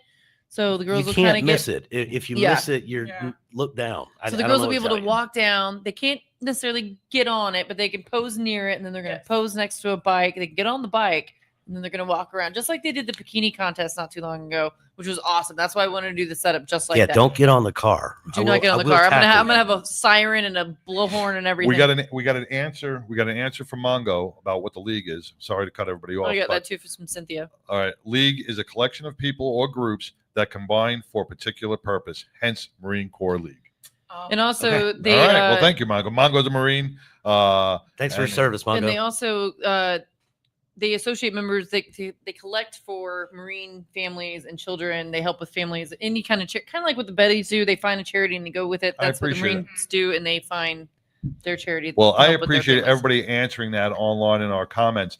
So since you guys are so engaged, make sure you go to fbrn.us after the show, fbrn.us, and vote for Pitbull and Sideshow and the 99% Radio Network for Show of the Year, man. Because guess what we got last year? What did we get last year? What did you get last year? Really? Well, Most improved did. show? Well, last year we got Legacy of the Year, which is one of the highest awards given out by Fishbowl, and this is Fishbowl's 16th year in existence.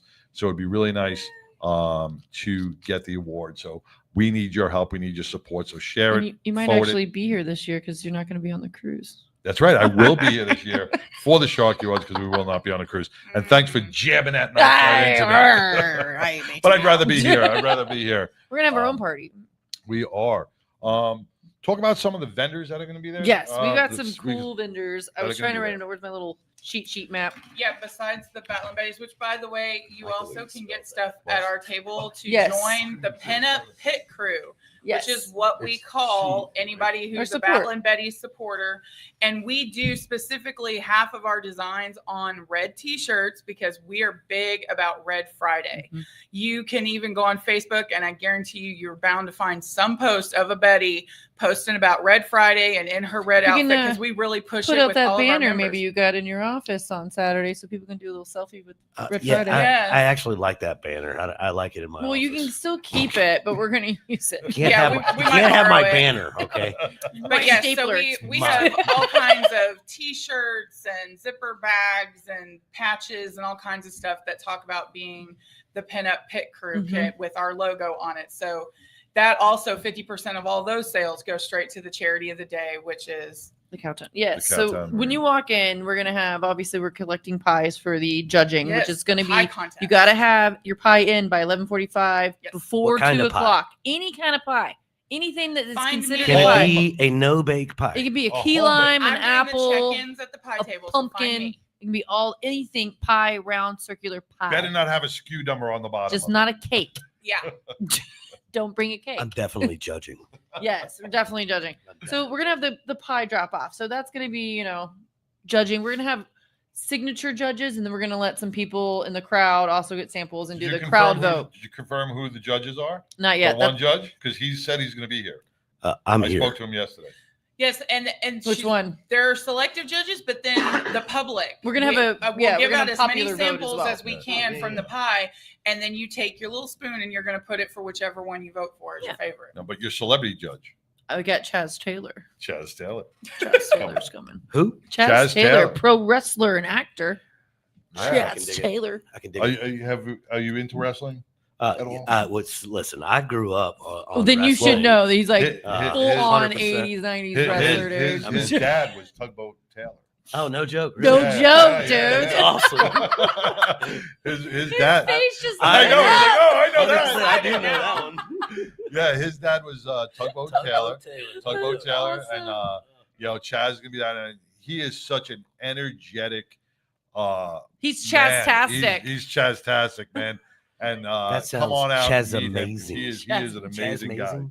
Chaz amazing. Chaz-tastic. So yes, we have good. the pies with the judges and all that. We have handmade jewelry by Jolo Designs. We got the Unbreakable Bond jewelry, which I've had mine forever now. We also have for the food trucks, we got Carl's Kitchen, which is like I said, a Cajun like Korean crab cakes. There's a bunch of stuff He's got a infused. mixed menu. Yeah, they sent me they came in last minute. Menu looks amazing. We've got snow cones and ice cream. RJ's Casinas Tacos, Sizzle and Swirl, Great Thunderbird. tacos. Yes, they've always show up too when I need them. They've been to multiple events of Do they mine. get good tacos? They got really good tacos. Fantastic. Oh. We've She does got it all herself too. It's just yes, her. yep, Nuts. yep. It's really good. We've got what is it? Steven's Sweet Shop Candy Shop, which is like a vintage looking VW Bug style pop up, and it's a candy shop. Very cool. So all hard candies and gummies and stuff like not the real gummies, just Wait. candies. Gummies under the gummies under the table. Not the baked biker candies. Those you have to bring Child yourself. candy. Do you think they'll have like candy cigarettes? You would think. I actually have some. You know, Do you you? can, So, still, yeah. you can still get those at the candy You shop can. in the stockyards. Yeah. I saw them The vintage at candy stores? Clown Burger over in North Richmond Clown Hill Burger? has them. You can buy Candy them right over. cigarettes? Yeah, candy cigarettes. Really, I thought they banned those when they canceled everything else. No, they have to have it in the vintage candy shop now. Sounds Can't be like Oh. the popular demand candy shop. So they can't make them anymore. So you're buying something from 1960. Yes, it's probably it tastes like that. It is very stale Like and chalky. Twinkies, they They survive. were chalk back They're then. very It's chalky, chalk yeah. now. Yeah, Yeah. true. And then we have the pickle lady. The pickle lady. Pickles. The Oh my pickles. god. You know when you gotta have that sweet and salty. Gotta have Yeah. the sweet and when, salty. when I met this lady, Vinegar. she's another one who's super energetic, and I go to her booth, and I see all these jars, and it looks like just jars of formaldehyde. It's like it looked like a science Little body experiment. parts in there. And I'm like, it's like blue and green and red and yellow and all these different types. I'm like, what is this? I'm not eating blue pickles. Oh my god! Let me tell you something, because I do like I will. pickles. I love pickles, but Drawing the line. man, she infuses these pickles with blueberries, strawberries, different flavors, and they are just amazing and out of this world. And I'm glad she's going to be gracing her presence I'm here excited. at Texas Harley Davidson. I love pickled Oh my anything, so I'm God. excited. And then we have Koala Corner. They were at our Pinups and Pistons. They're the one that What made is me- Koala Corner? They make a bunch of tumblers. I Okay. got this really badass tumbler that she made custom for me. It's like basically me as a pinup on a hood of a car with my name on it. So you Okay, can do 'cause custom somebody was orders. asking Turn it yesterday. upside down. But she does or all pull it kinds from- of custom work. She does pins and keychains. Yeah, there's a lot of and stuff. So many different So she'll things. have And cool, just about like- anything you can go to her with an idea to, and she'll be like, yeah, I can figure out how to do It's that. more the da, da, da, da. edgier. To me, it's more the like tumblers I like. It's not like sunflowers and rainbows. It's That's like her style. it's more the pinup and skulls and stuff like that. All right. So she's got some really cool stuff, and she'll do custom orders too. That's what I did when I saw her at Pinups Yep, and Pistons. yep. I wanted one with my name on it, and a week later she had it ready. That's, for me. that's what It I was love awesome. about her, Nice. though. You can go to her with your own ideas and She made the design, keychains and for she'll us, be too. like, oh, well, I can do this, this, and this. And yeah, she's your go-to. And then obviously the beer garden. The beer garden. The beer garden. Yep. Beer garden donations. is important. Beer Yeah. garden is important.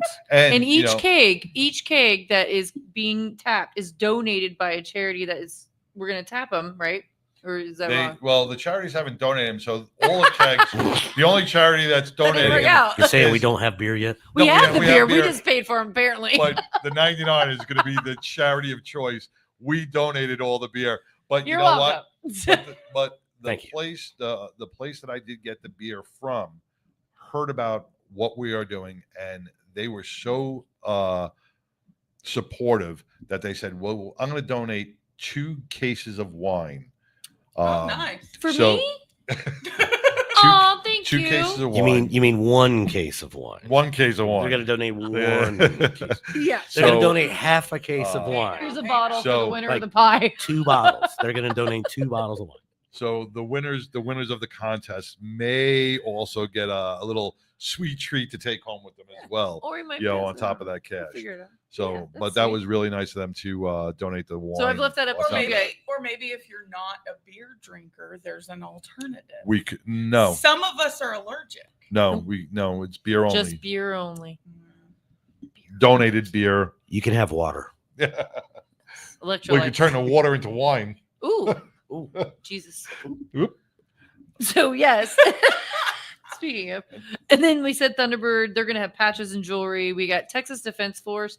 They are kind of like a security company that they're not there. They will be watching, but they're not there for security. But they are there to. They got the if you need coolest to truck. rent them. They got the coolest They truck, got. man. I don't know if they're gonna bring the truck this time, but they Oh. do have the coolest like tank looking thing they bring. Yeah, But they're one of those companies like if you have an event, you hire them. They'll come out. They're veteran owned, kind of cool. Yep. And one of the girls is actually in the pinup contest. Nice. Yes. And then we have, like I said, Stephanie's or Steven's Sweet Shop Candy, like set up the Sizzle and Swirl. I think that's Italian ice. I'm not sure, but they've got like everything has either frozen something with candy toppings and everything on top of Does it. Italian ice just like really get mad at you every time you walk around? Yeah. Yay! Hey, You got the shaved I'm ice. cold it's like, over here. You got the shaved ice. It's like clumpy, and then you got the Italian. Why don't you eat me with a smooth real ice. spoon? Yeah. That stupid cardboard What do you wooden call that, spoon. lemon? And then we have the photo booth, which is the memory photo booth, so people can come in and get their photos as well. So, Yeah. yeah, we got a lot of cool vendors. They're still coming in, so it's gonna be packed. I just We got got- the backdrop, by the way. Did you? We got the backdrop. Nice. Be a lot of fun, We man. got At Texas little- Harley Davidson. Little decorations. Texas Harley Davidson, 12 o'clock on Saturday. Mm-hmm.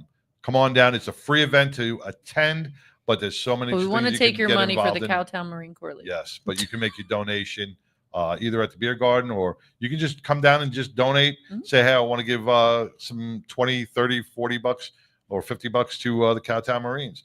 Or buy a bike, whatever Or buy, you or want. buy a bike. Or buy a T-shirt. And You think it's going to cost you the same? Don't you have a thing where they sign up to do a demo or something? Like, Oh yeah, right now we got all kinds of test rides going on, man. You can sign right now. Harley Davidson is if you run a test ride, we got little sling bags. If you haven't gotten one of those yet, come test ride something.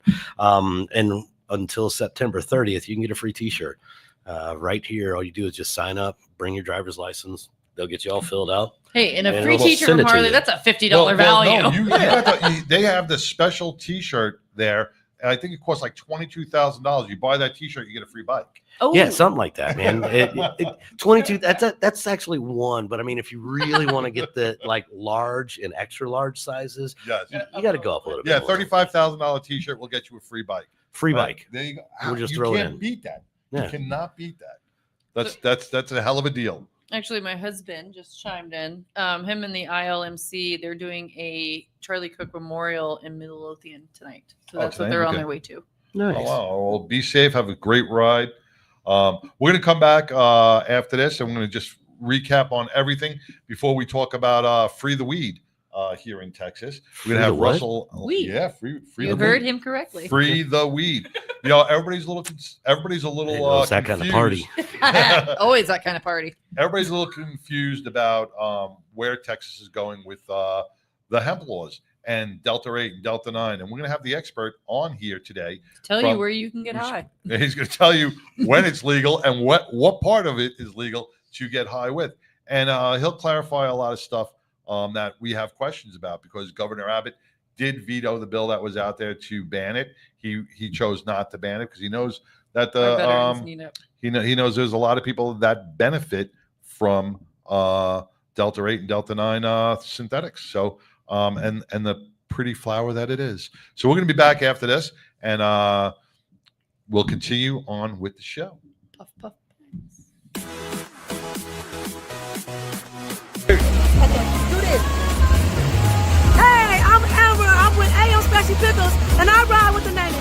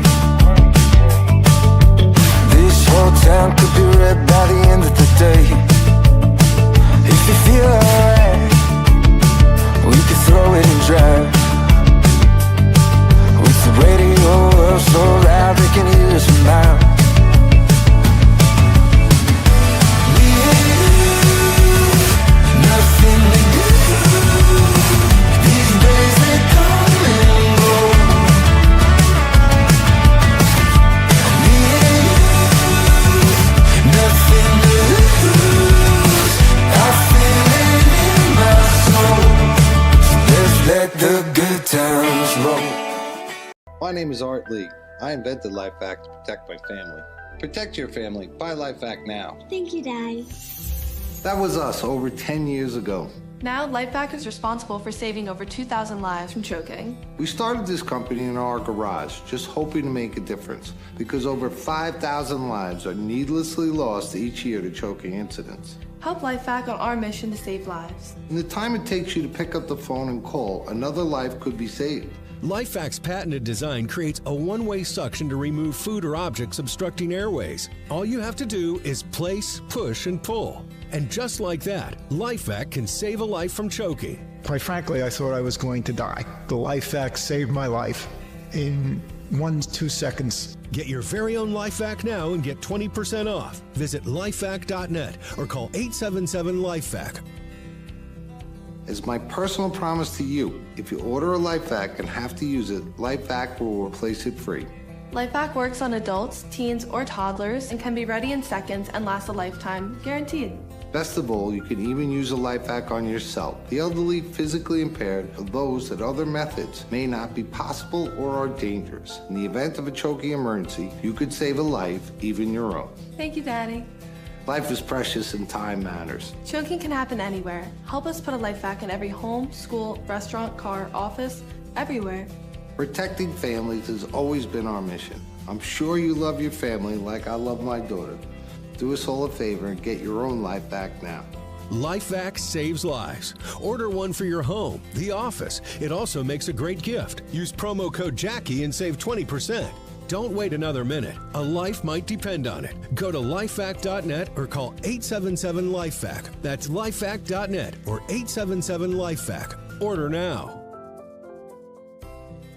Leather Up will keep you safe while looking great with a huge selection of armored and casual flannel shirts. From beaded to sleeveless, Leather Up's got badass gear for all riders and all seasons. Leather Up with 3.5 million customers since 1999. Iconic biker brands like Milwaukee Leather and Hot Leathers to give you the largest selections anywhere. Comfort, variety, classic styling, and affordability with free same-day shipping on orders over $100. Visit leatherup.com and use the promo code MAYHEM for 20% off.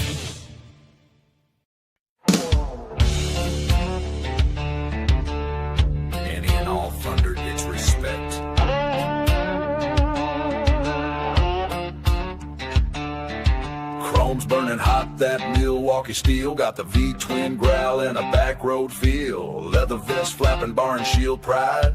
Ain't no mistake in what I ride.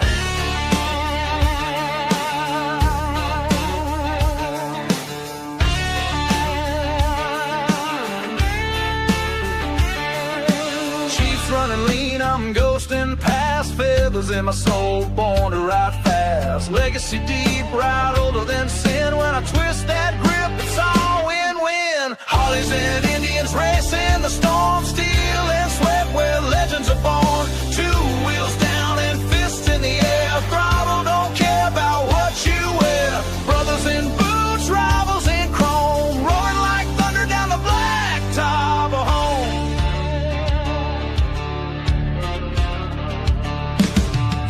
Got the patch from days gone past, but I got hog blood, I ride loud and fast.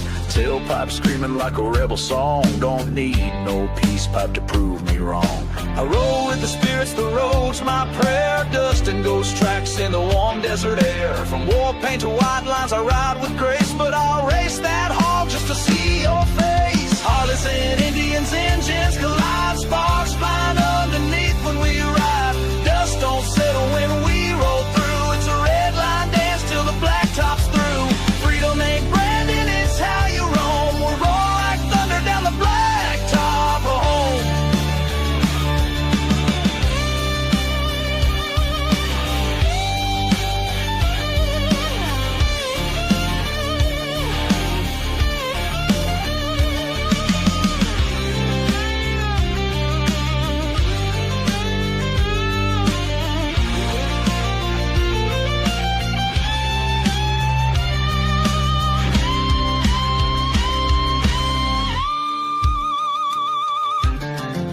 A legend, that is true. Map runs deep like my tattoo. I don't need history to own this game. Then meet me at dawn, no shame, just flame. and Indians fueling the fire, born to ride, never to retire. Leather and pride, gasoline breath, spinning that throttle like we're dancing with death. We ain't the same, but we ride as one, roaring like thunder till the day we're done. You ride yours, I'll ride mine. Just don't get caught in the middle when we ride side by side.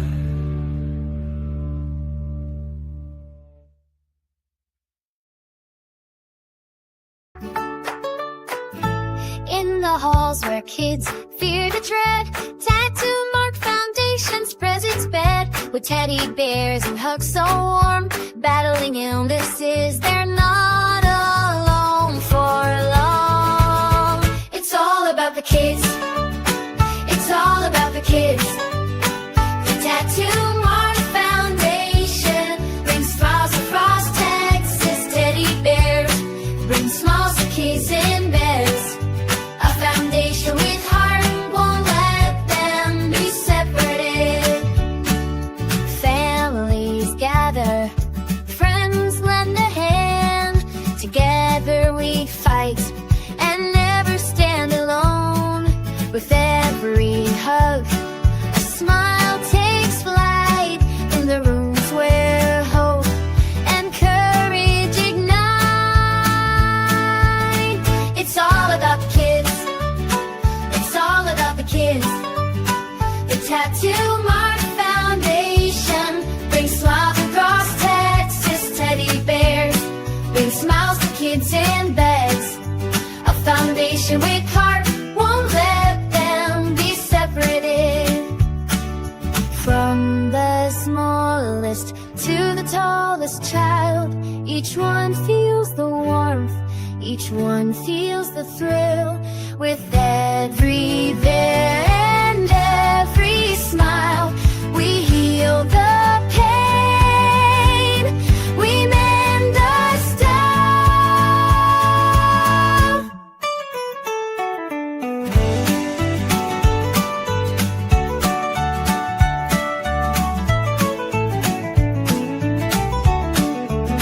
It's all about the kids. It's all about the kids. The Tattoo Mark Foundation brings smiles across Texas. Teddy bear brings smiles to kids in beds. A foundation with heart won't let them be separated. It's all about the kids. It's all about the kids. The Tattoo Mark Foundation brings smiles across Texas. Teddy bears bring smiles to kids in beds. A foundation with heart won't let them be separated. Hi y'all, I'm Celeste and I ride with the 99. Hey, this is Tex McDormand with Octane Mania, and I ride with 99.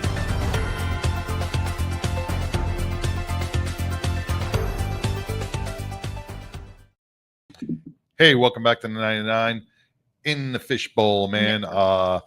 You just saw that Tattoo Mark song that I know it just sticks in your head, man. Does. I really love does. it, but it's one of those things where, like, what they call them, an earworm. Yeah. You wake up and I'm like, out of the blue, I'm like, It's all about the kids. It's all about the kids. I mean, it sticks in your brain, and man. it does its job. Oh, but Tattoo Mark is going to be on the Laughter Saves Lives live podcast tonight with John LaRocchia.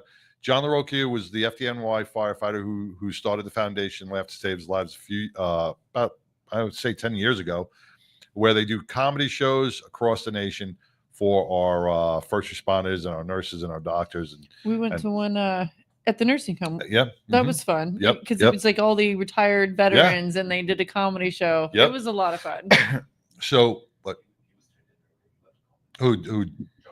He was tuned in. Oh, okay. Yeah, because John's got to do his show tonight. He's busy. He's got to do his show tonight. But Mark's going to be on his show because John did last week when he was on our show for the 9/11 Memorial Show. He heard about Tattoo Mark and he said, "Hey, listen," he goes, I want to donate to this cause. I want to be part of it because he knows how much healing one teddy bear can do for a child.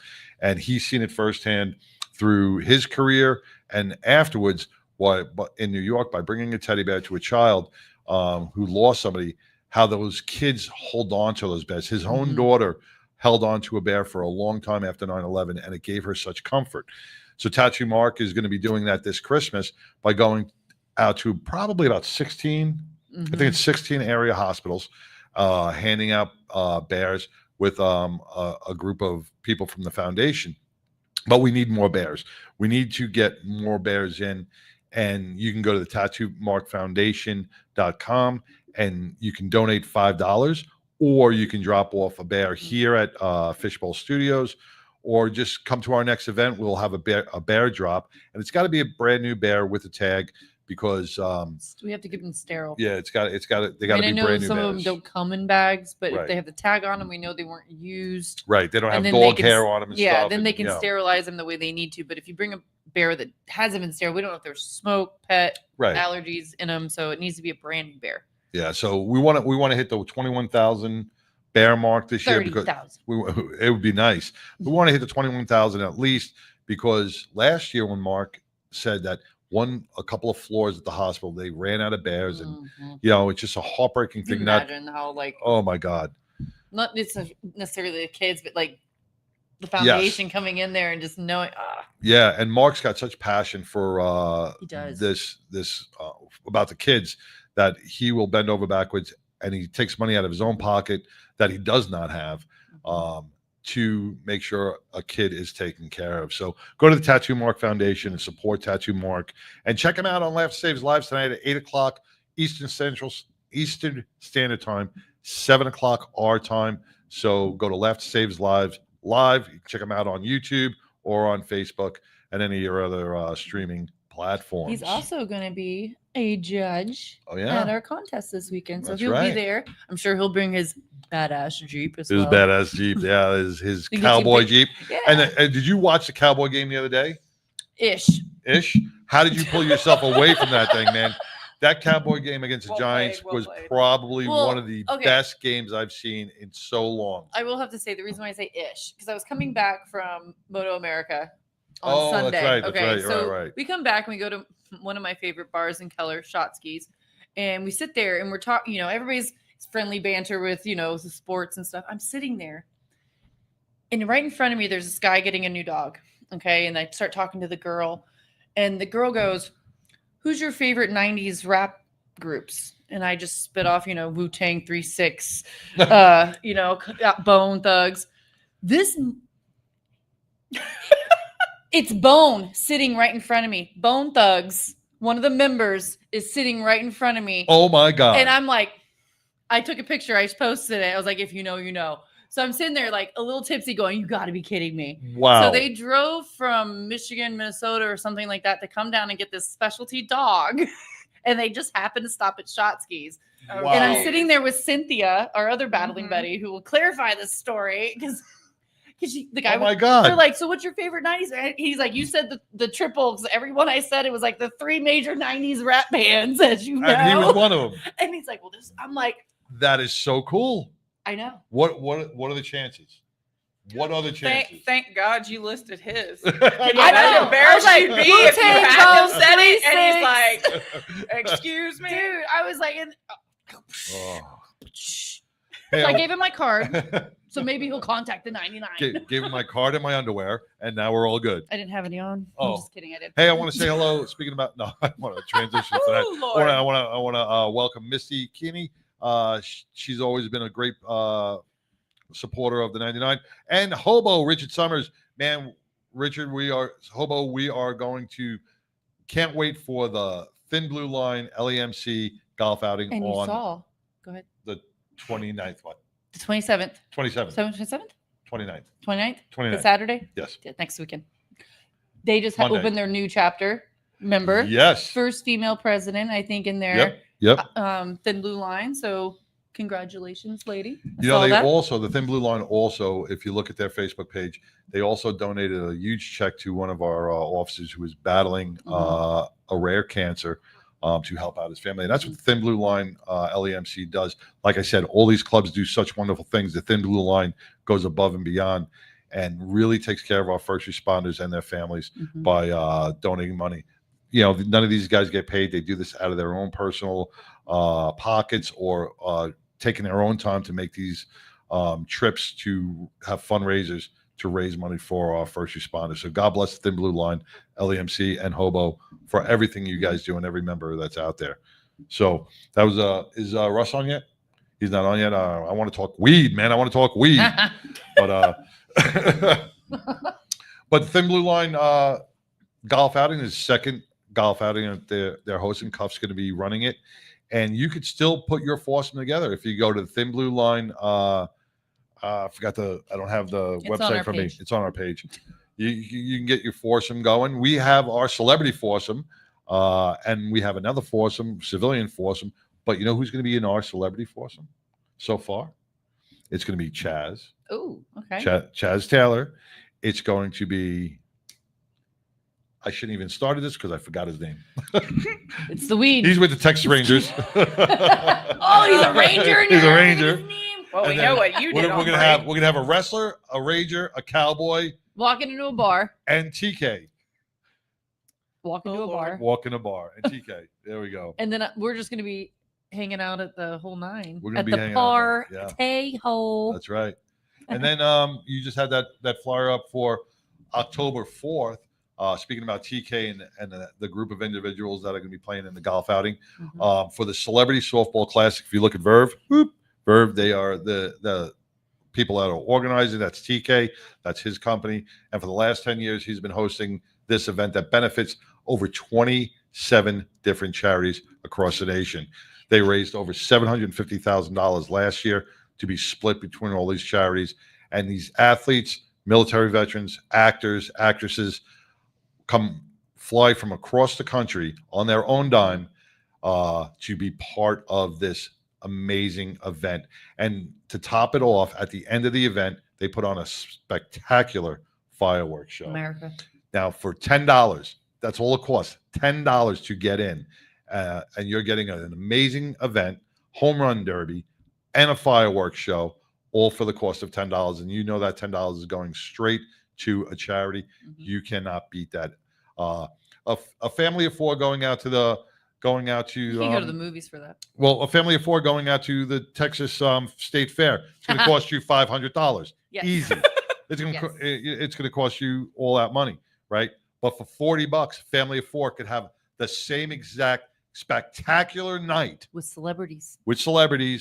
And be a part of the event with fireworks. That's right, with fireworks at Ryder Field in Frisco, man. You can't beat that. No, and we're going to be there. And we're going to be there. I mean, we're going to be there. See, spending $40, see us, and you can see us about for what $40. It's worth. Hey now. That's right. Yeah. But and I got my outfit. We get special jerseys. I ordered the jerseys. Spoke to Baker. Baker is the Baker Uniforms is the one who's making all these celebrity jerseys. I spoke to him the other day. He has got our stuff going, and he will have those done this week and send them out. And all these outfits I have to get. Yeah, well, I got this weekend, and then I got the golf outing, and then the Amazon's at your door outing. every day, man. I know the boxes just keep. The boxes keep I live coming next to in. the railroad tracks. Just all my shipments keep coming. But thank God, man. I mean, but that's what it's all about. It's about getting off your couch, getting off the couch, moving your ass a little bit, and getting out into the community. There's always something to do. And getting out into the community. This month we have so many different events going on between Walk the Bridge, the Big Biker Pie Rally, the Celebrity Softball. We have the golf outing. We have the pediatric brain tumor Bowling with thing. ILMC. Yep, got the bowling, and also on Saturday they are going to have Roy Davis with roll call. With roll call, they are going to be running a memorial service for Charlie Kirk in Fort Worth. They're going to have a memorial ceremony walk. So check out. You can put that flyer up real quick. It's up. Walking through Fort Worth to remember Charlie Kirk. So you can be there. It's at 5:30. The event starts, and it will end at the Fort Worth Courthouse. You know, Charlie Kirk did a lot for our veterans. He supported our veterans. He respected our veterans, and this is a way of them giving back and remembering him. This is open to everybody in the community, and if you want to protest, go someplace else. This is about remembering an individual who loved this country, who supported this country. No, show up, see what happens. Yeah. But if you want to come out there, be respectful, memorialize Charlie, remember him, and be a part of something that's bigger than yourself, man. And remember, it's not, you didn't have to agree. I mean, I agreed with most. I mean, I'm not like a super religious Christian, but I believed in a lot of things he said. But it's the fact of free speech. Yeah. And that he went out there and debated and encouraged healthy debate. So you didn't have to agree or disagree with what he did, but you had to agree with the process.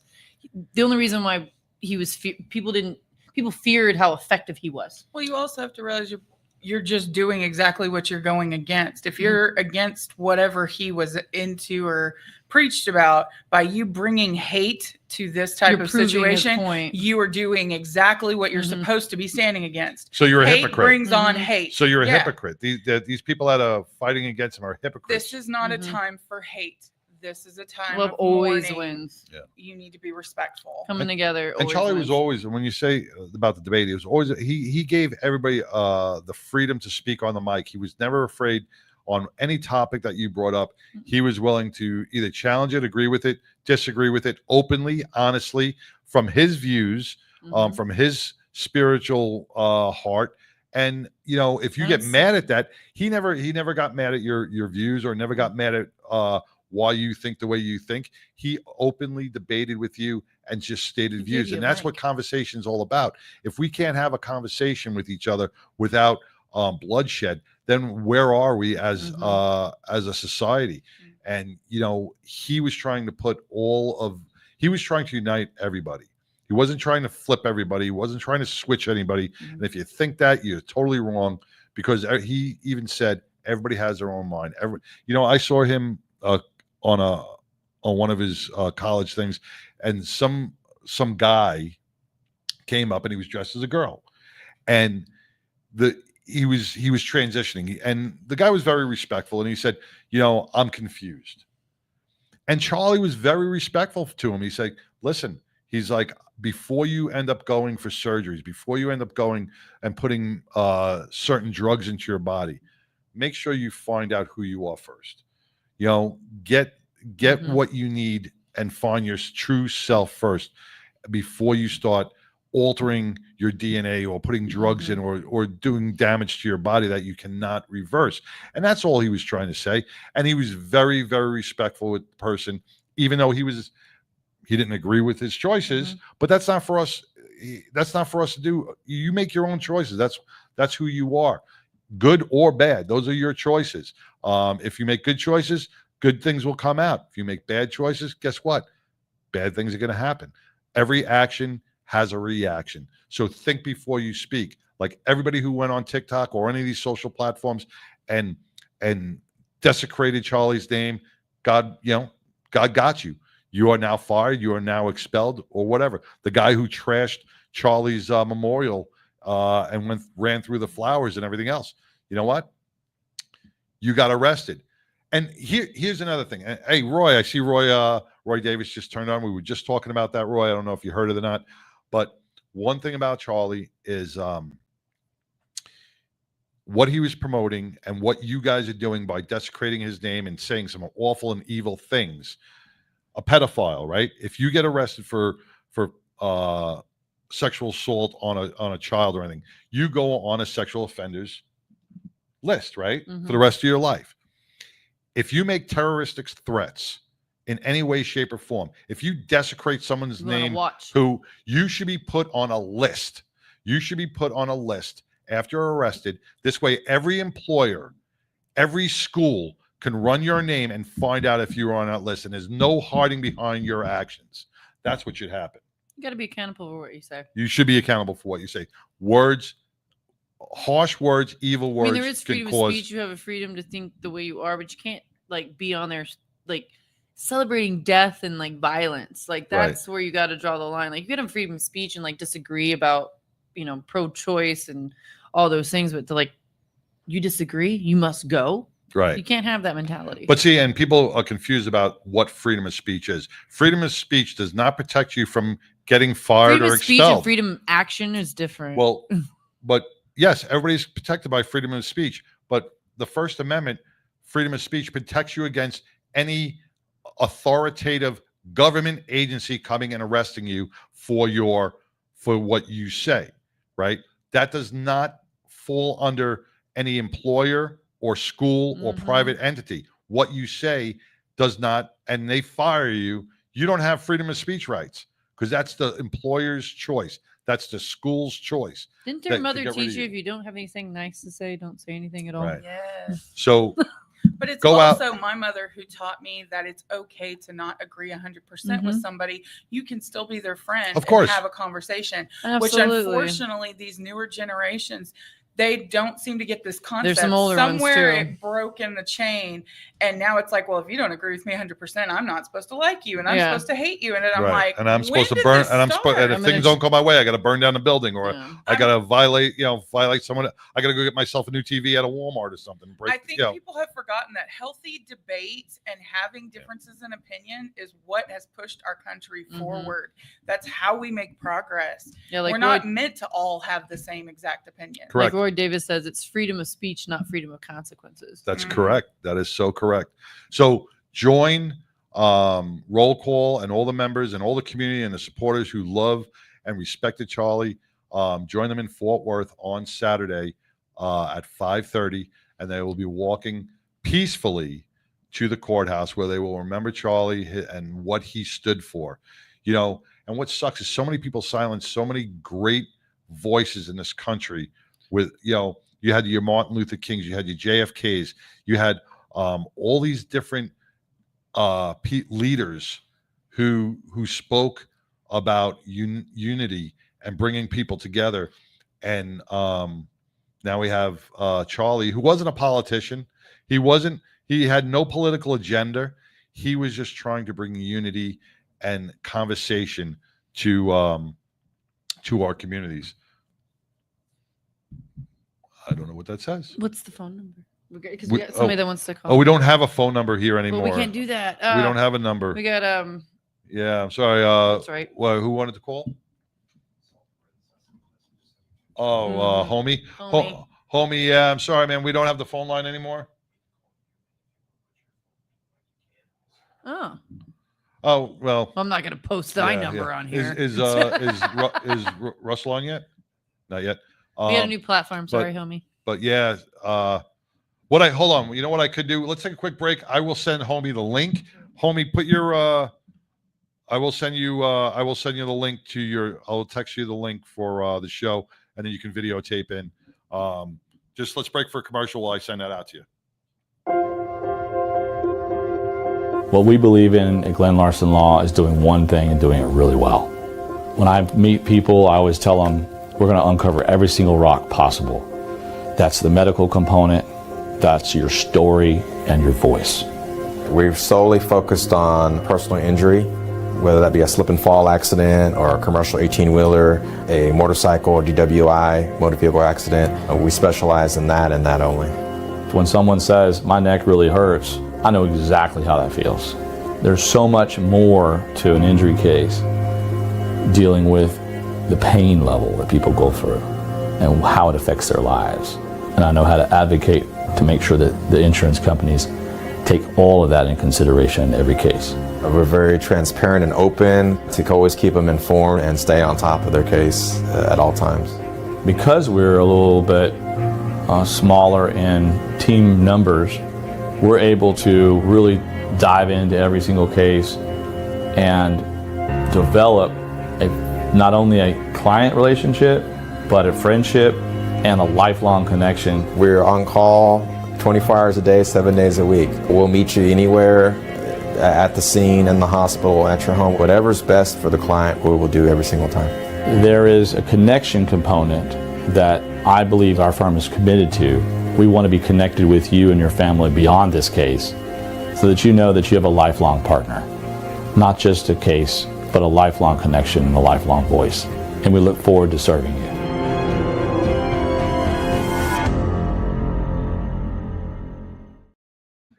Hey, welcome back to 99 in the Fishbowl. We're going to be bringing up Russ Langhamer. I say that right, Langhamer. With Free the Weed, man. We want to know from the expert's point of view where Texas stands, and a lot of people are confused about the Delta 8, Delta 9, CBD, THC, all these different acronyms and what they mean. And Russell will be bringing that in. Russell, what's going on, brother? Hey guys, how you doing? How you doing? Give me a couple seconds.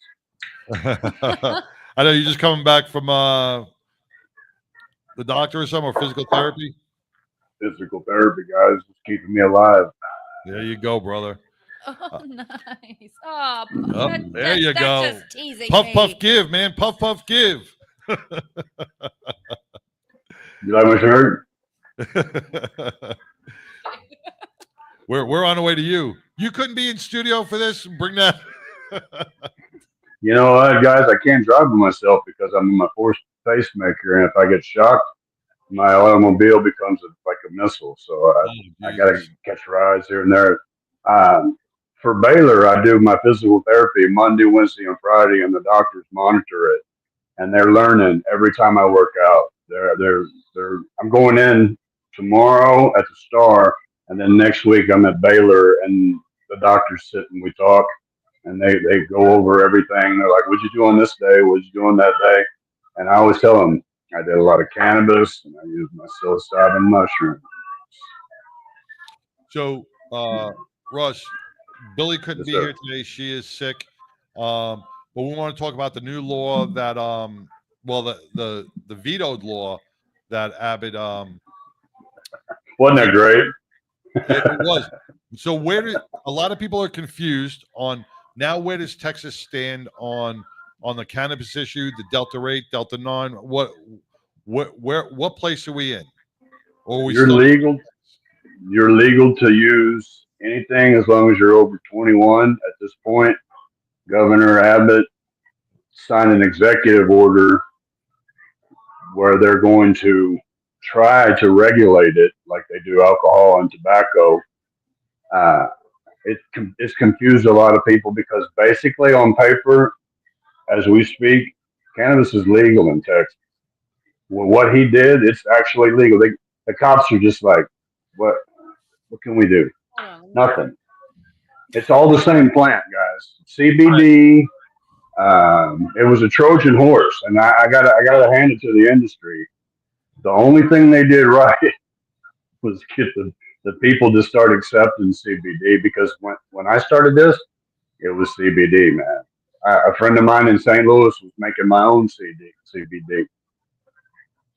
Strong, as a matter of fact, very strong. But when it comes down to it, what Governor Abbott did, and it was great because Dan Patrick Goab had a fucking fit. I loved it. You know, he's on Trump's religious panel right now, and what I try to tell Mr. Dan Patrick Goab, from one conservative to another, God made that plant, and nobody deserves to be in jail for that plant, sir. I also want to say that, people get political about it. Our country was basically built on hemp. People don't want to believe that. Tell them to look it up. Our country was founded on hemp. We went to war on hemp. They actually legalized it during World War II again, because they needed it for it was called hemp for victory. Guys, I'm going to be honest with you. I've studied this plant a lot since 2018. CBD is the same thing as marijuana. This dabs that I use for my pain is the same thing as the Delta 9, Delta 8 flower, the THCA flower that they're selling in stores right now. It's the exact same stuff I grow at my farm in Oklahoma. And where in Oklahoma can I come visit? So I've invited everybody over here to do some working out and do a couple safety meetings through Billy. So you guys are welcome here anytime. You know that. Well, when you say it's legal, I just want to clarify it. When you say it's legal, so that means law enforcement cannot lock you up right now for smoking a joint, or it's got to be in public, or it's got to be, or do you need a card? When you say legal, Well, what does that mean? they sell THCA flower at smoke shops, and it's the same thing, brother, as the stuff that I grow. That's real strong and not your grandfather's pot anymore. It's So the am I same wrong on? plant. Because I heard from the grapevine. If I get something, say from Oklahoma, is what I'm going to call it, like the real stuff now, because I gone to the vape shop. But if I get the real stuff now, it's like a felony if I get caught with it.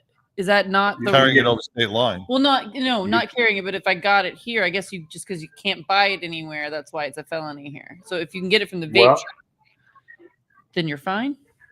Well, you can contact ORCA, which is Oklahoma Recreational Cannabis Association, and they can explain it to you a little bit better. But I was under the impression that you could get a 90-day license and you could go to Oklahoma, buy whatever you need in dispensary, and we're allowed to bring it back to Texas. And nobody that I know has ever had any problems. Now, I could be wrong, all right, because I can remember back in 2018, a lady was coming from Mexico here at DFW, and I used to work for the airlines. That's why, and she got arrested by the city of Fort Worth, and they held her for quite a long time. And as a matter of fact, they had to pay her a big fine over that. Oh, Tarrant County is one of the worst. Well, the benefits of THC and CBD and the Delta 8 and the Delta 9 outweigh this. The flower, weed, whatever you want to call it, it's not a gateway drug to worse of things. I've never seen somebody go trash maybe a junk food store. You're gonna raid your refrigerator. It just depends on them. It's from my experience. I mean, I've been smoking, no joke, since probably 13 years old. Now, amen, sister. However it's been, how I've gotten it is what it is, because I'm an ADHD kid and I've done it. Like half the time, people don't even know I'm on it because it's just something Autism. regular, But there are people, I guess, that abuse it, that just sit on the couch and play video games all day. But that's their choice. That's their choice. That's their choice. But they're not harming nobody. They're not driving Right. around and drunk driving and stuff. Well- They're not robbing stores. So I mean, it is what it is. But I've done it for so long, and I'm interested on the legal part because to me, it is medicine for me. Right. Because I don't like taking chemicals. I don't like just being prescribed something for my mental part. I still can't touch it, even though it's illegal now. Mm-hmm. I'm a federal employee. Yeah, well, so yeah. I have to go by federal. Amen. I'm glad she said that because I worked for the airlines my whole life. Okay. And I was allowed to take OxyContin, which is heroin. Right. Let's be honest. Okay. I mean, I've seen guys crush it and snort it and I got that from Walgreens or CVS through workers' comp. And the medicines that they gave me were 10 times more fatal than this right here or this magic mushroom that I grew myself. Yeah, I'm a 4-time cancer survivor. So I mean, I've been through so many different types of prescriptions, but your job won't let you. It doesn't change the fact that it could be that I had 3 poppy seed muffins. If they give me a surprise test and I don't pass, it takes months, years to fight it and get you back. In the moment, if you pop positive, you're out. So that's why I'm glad she brought this up because and this is my opinion. Trump is getting ready to sign something. I don't know if it's going to be class 3 or class 4 because nobody can actually do business. And what my brain injury here, bear with me. But what she went through, and as a federal employee, Mike Tyson, I know this for a fact. Mike Tyson is in Trump's ear every day to get him to change the laws. So federal employees can use CBD and federal employees can use cannabis because listen, federal employees are allowed to use OxyContin. They're allowed to use and see that they can buy a bottle of whiskey. I broke my back and they gave me Oxy and all that stuff. I was terrified in taking. For one, I'm an addictive personality. I know it. So them giving me Oxy, I was terrified.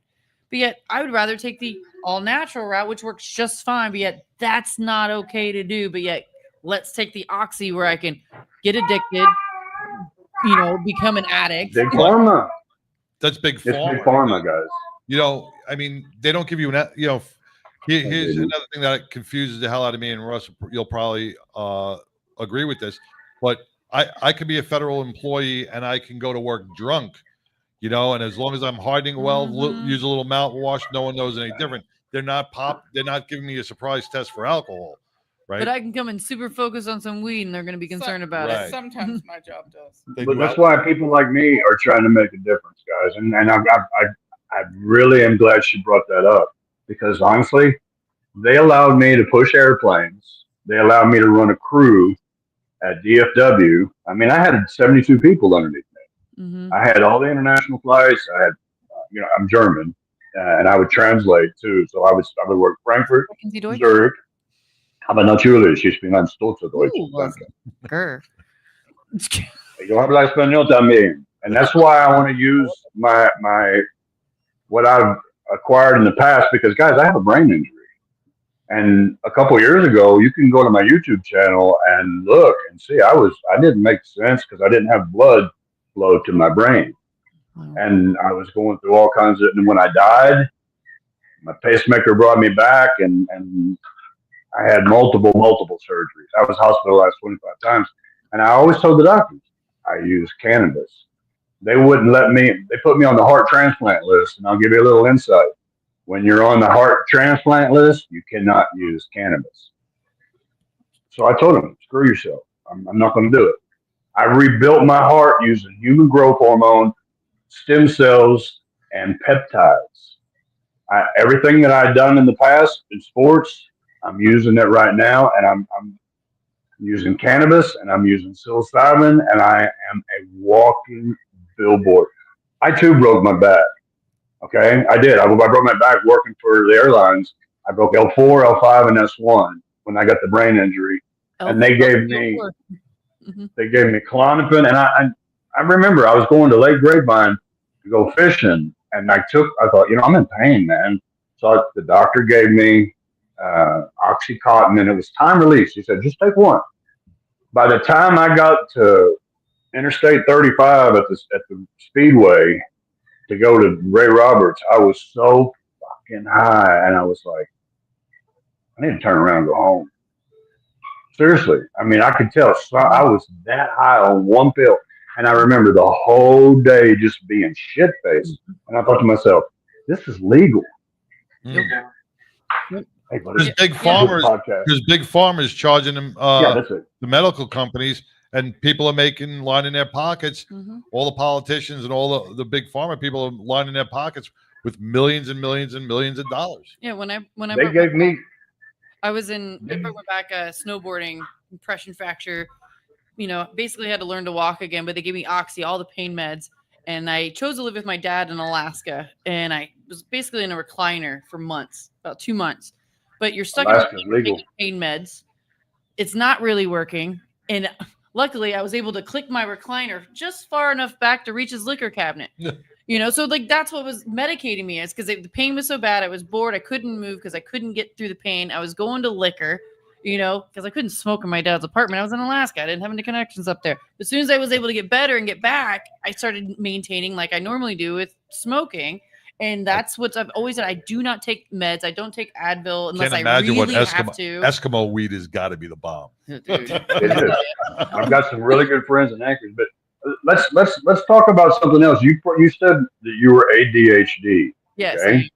And I was always told that I was autistic and I had ADHD, and I never accepted that. I use sports, but I'm in a group on Facebook with autism, and I'm learning that almost every autistic person either uses cannabis, psilocybin, or alcohol, or prescribed drugs like SSRIs just to deal with the public.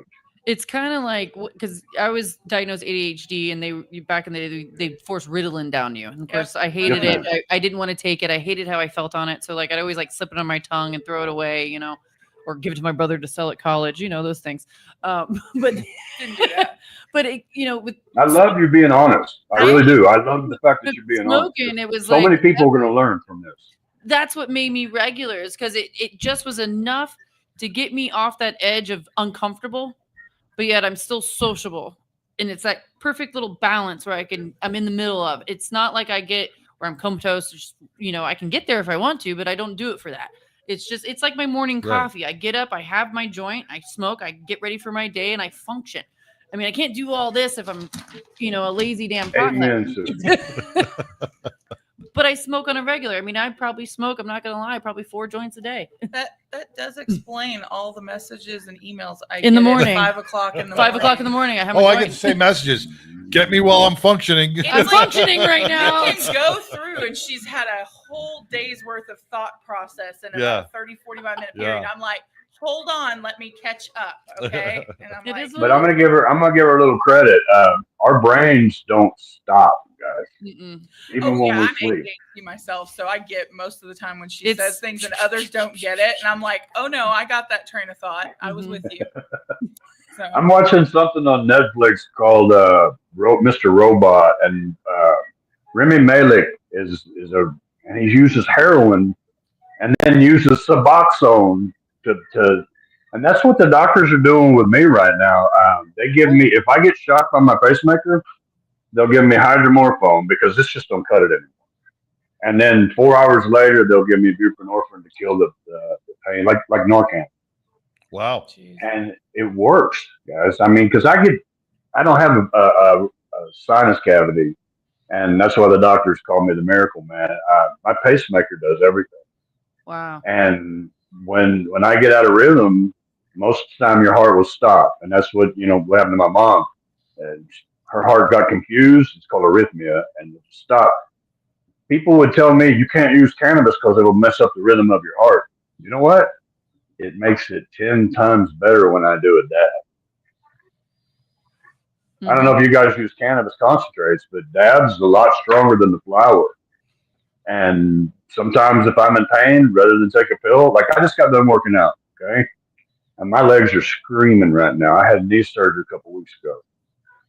This is cannabis concentrate. I take a press that I bought, and it's heated, and it presses the flower into like a booger. That's the best way to explain it. And that booger is what gets you, that's the psychoactive part of the plant. It condenses all the good shit into Yeah. a more, solid form in a But way. look, I never knew about this until I joined Normal and started hanging out with the young kids. And if you don't communicate, you're never going to learn, guys. Oh, Russ, I really want to get you in studio one day. Yes, and I want you to bring everything you have with you. We need more time. I gotta break and bring on Mongo. But I love that guy, man. I'm a younger version of him, by the way. And Mongo didn't do his Mongo log full last week because we had the stuff with Charlie Kirk and the memorial. So stay tuned, man, because I'm sure he's got a good one today. But man, we need you. I'll be in the background, guys. I'll be in the background. And listen, thank you for letting me have the platform to talk about cannabis here in Texas. As far as legalization, I wouldn't go out and walk around in front of a bunch of cops doing that. But I really don't think that the police are going to. And the reason being is I got a feeling that the current administration is getting ready to make an announcement where everybody will be on the same page. Now, so stay tuned, guys. How can people follow you with Free the Weed? Can people follow you? Google my name, Russel Langhamer. I'm on every platform, even MeWe, Twitch. I don't know. I'm on all kinds of new stuff. But I'm trying to I'm even on Truth, guys. I'm on Truth Social, and I talk about cannabis openly because I want people to understand. It doesn't matter if you're a Republican. It doesn't matter if you're a Democrat, right? Cannabis brings people together. Cannabis built this country. And guys, I'm just saying, if you want to follow me, Google Russel Langhamer. I've been on I'm on YouTube. I'm on everything. And I will answer any questions that you have. Russel, thank you so much, brother. Stay blessed, stay well, and we'll be talking to you soon. And stay high. Hey, you guys come to work out with me. We will, brother. We will. That's my kind of workout. All right. Some dabs and some. Take care. God bless. Peace. Russel Langhamer. Check him out on all your favorite streaming platforms, and he will answer you if you have a question about the legalization of weed or Delta 8 or Delta 9 or CBD or THC or the flower or any of these things, Russell is the expert. He will steer you in the right direction. We're going to come back next with the Mongo Log. Stay tuned. Here at 1010 Aussies, we're going to find you your forever pet. We specialize in miniature and toy Australian Shepherds. All our pups are pet and family friendly. They're socialized, basic training, and a health guarantee. Check out our miniature and toy Australian Shepherds at 1010aussies.com or call us at 817-213-6698.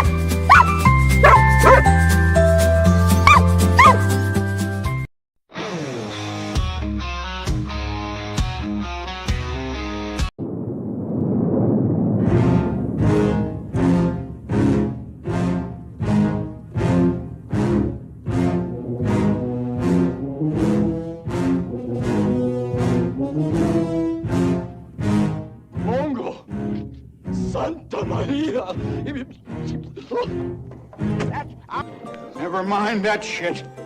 Here comes Mongo. Mongo, the famous Mongo Log. What's going on, brother? What's going on, brother? How's it going? Very good, man. Very good. You know, I'm looking forward to this Mongo Log because last week we got sidetracked with Charlie Kirk and the memorials and everything else on that aspect. So I don't want to make you run out of time. So I want to jump right into it, bro. Unless you got anything you want to say about Russell, because I saw you chiming in about some of the federal stuff. Yeah, no, I just I commented that obviously marijuana is legal out here in California, and my only comment on the airlines is the airlines and the airports are still under federal jurisdiction, so they go by the federal law. So Right. Yeah, in that those respect, secret it's stuff. illegal. But Yeah. you can get it here. It's freely accessible and it's freely available. Well, I shouldn't say free because it actually costs money, but you can definitely get it and you can definitely use it. And I mean, almost everywhere I go, if I go to an event, you can smell somebody smoking it somewhere. I know. Yeah. Well, here too. Yeah, here too. I think everyone. You know, and you would think that with the injuries that I have, that it would probably would help me. My only issue with it is it actually gives me a headache when I use it. So I've not used it for that reason. But maybe there's going to come a time in the future because I mean I'm in constant pain that I'll change my opinion on that and say screw it. I'll take the nausea and I'll deal with the effect. But there's so you many probably different need a different form Yeah, I was because gonna like say. I use it for pain. Like I think it's just maybe a different form, maybe a different strand. There's like indica, sativa. There's hybrids. There's gummies. There's different percentages. Oh, yeah, no, we go to the store and it's like a laundry list of stuff. And I mean, Mhm. my wife starts talking to the guys like they're speaking French because I don't understand anything they're talking about. Well, reach out to Russ. He'll let you know, man, because he's battling a lot of the same injuries, and he works out every day. I mean, he's built like you, brother, and Russ will steer you in the right direction, man. Oh, good deal. All All right, right, let's get on with the Mongo Log. Let's All get right, it. this is from last week, but this is last week's Mongolog this week. Left-wing bias. The U.S. presidential campaign fact-checking websites report what seems like an increase in anti-Trump liberal fake news. The fake news affects both the left and the right.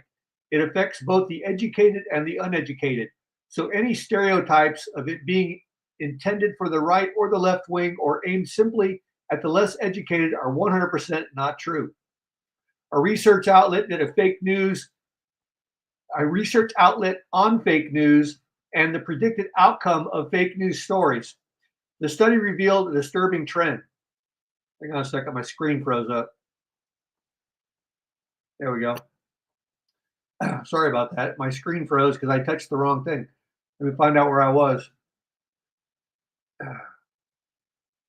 The more that you consume fake news, the more likely you are that you want to vote.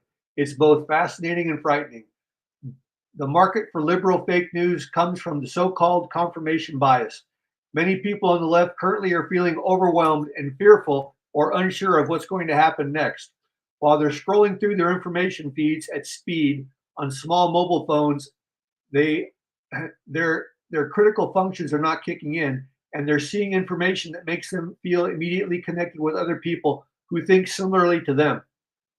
Although actual newspapers are a technology that will soon be a punchline to a corny joke, they used to be the source of information. I actually had a class in junior high school. The class taught us how to efficiently read a newspaper. Instead of literally reading the entire fish wrap, we were taught how to scan and screen the articles. We were taught to read the headlines, read the byline, the first paragraph to find out what it is, and then the last paragraph to understand the conclusion. Then we can decide to read the article or move on. We don't have that any longer. Now it's news feeds, social media platforms, clickbait, or just outright fiction. There are, of course, 24-hour-a-day news channels on cable TV, but those have an agenda, and their loyal viewers accept it as their daily Eucharist. Today, there are 4 times as many reporters that consider themselves Democrats as opposed to their Republican counterparts. That's obviously wildly out of proportion to the general population, and that affects the stories that we hear and how we hear about them. The link between social media and misinformation is undeniable.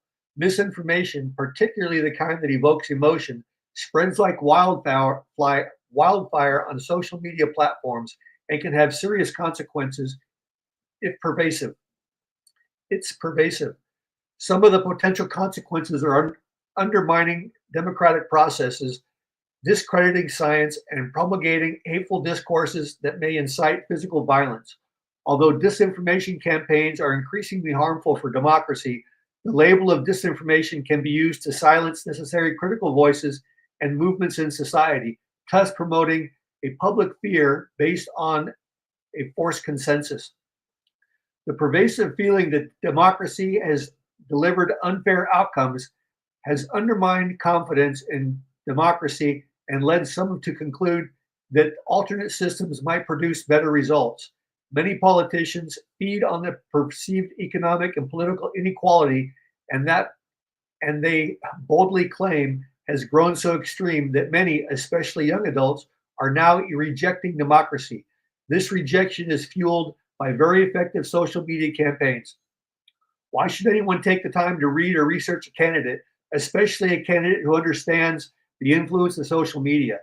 Society's young and impulsive voters love to watch a young candidate like Mamdani try to bench press an embarrassingly small amount of weight. For those of us who have been around the block a few times, his physical weakness is only matched by his lack of political knowledge.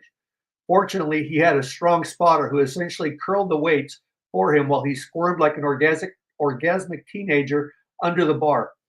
Zohan Mandami has simultaneously panicked and perplexed the political elites from both parties simultaneously. His success across the political spectrum has left talking heads perplexed by his seemingly overnight success in his bid to become the mayor of New York City. Corporate media have come up with several speculations about how this clearly socialist communist candidate has seemed to amass such a large following throughout New York City. Undoubtedly, Mandami has a knack for social media, and he is a charismatic individual with an excellent communications team. He has several important viral moments on TikTok, Instagram, and YouTube that have allowed voters to hear directly from him in what appear to be a genuine manner.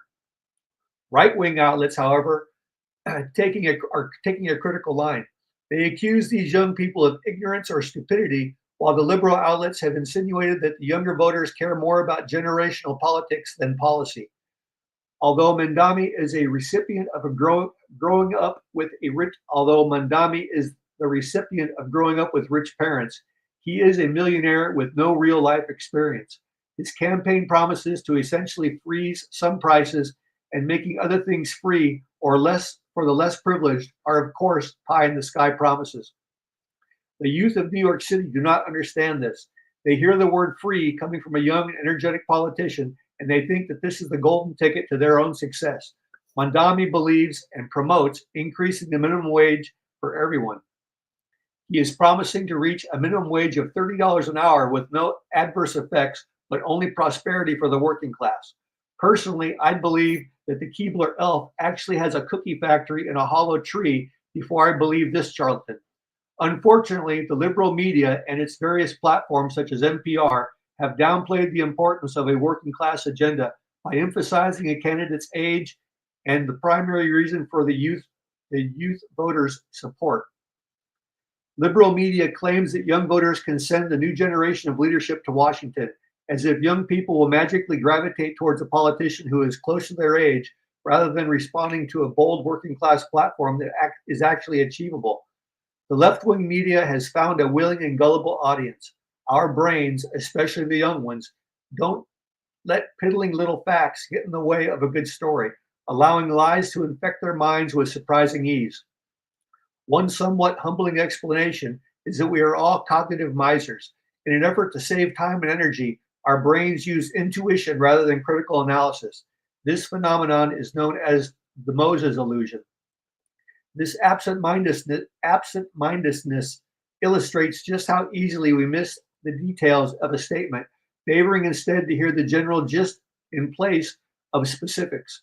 Information we normally just judge whether it feels right or wrong before accepting or rejecting its message, even when we cognitively know that we should be drawing on facts and evidence. It's just easier to draw on feelings. We can easily consider the question of whether we or others believe a statement or not, and whether this source is credible.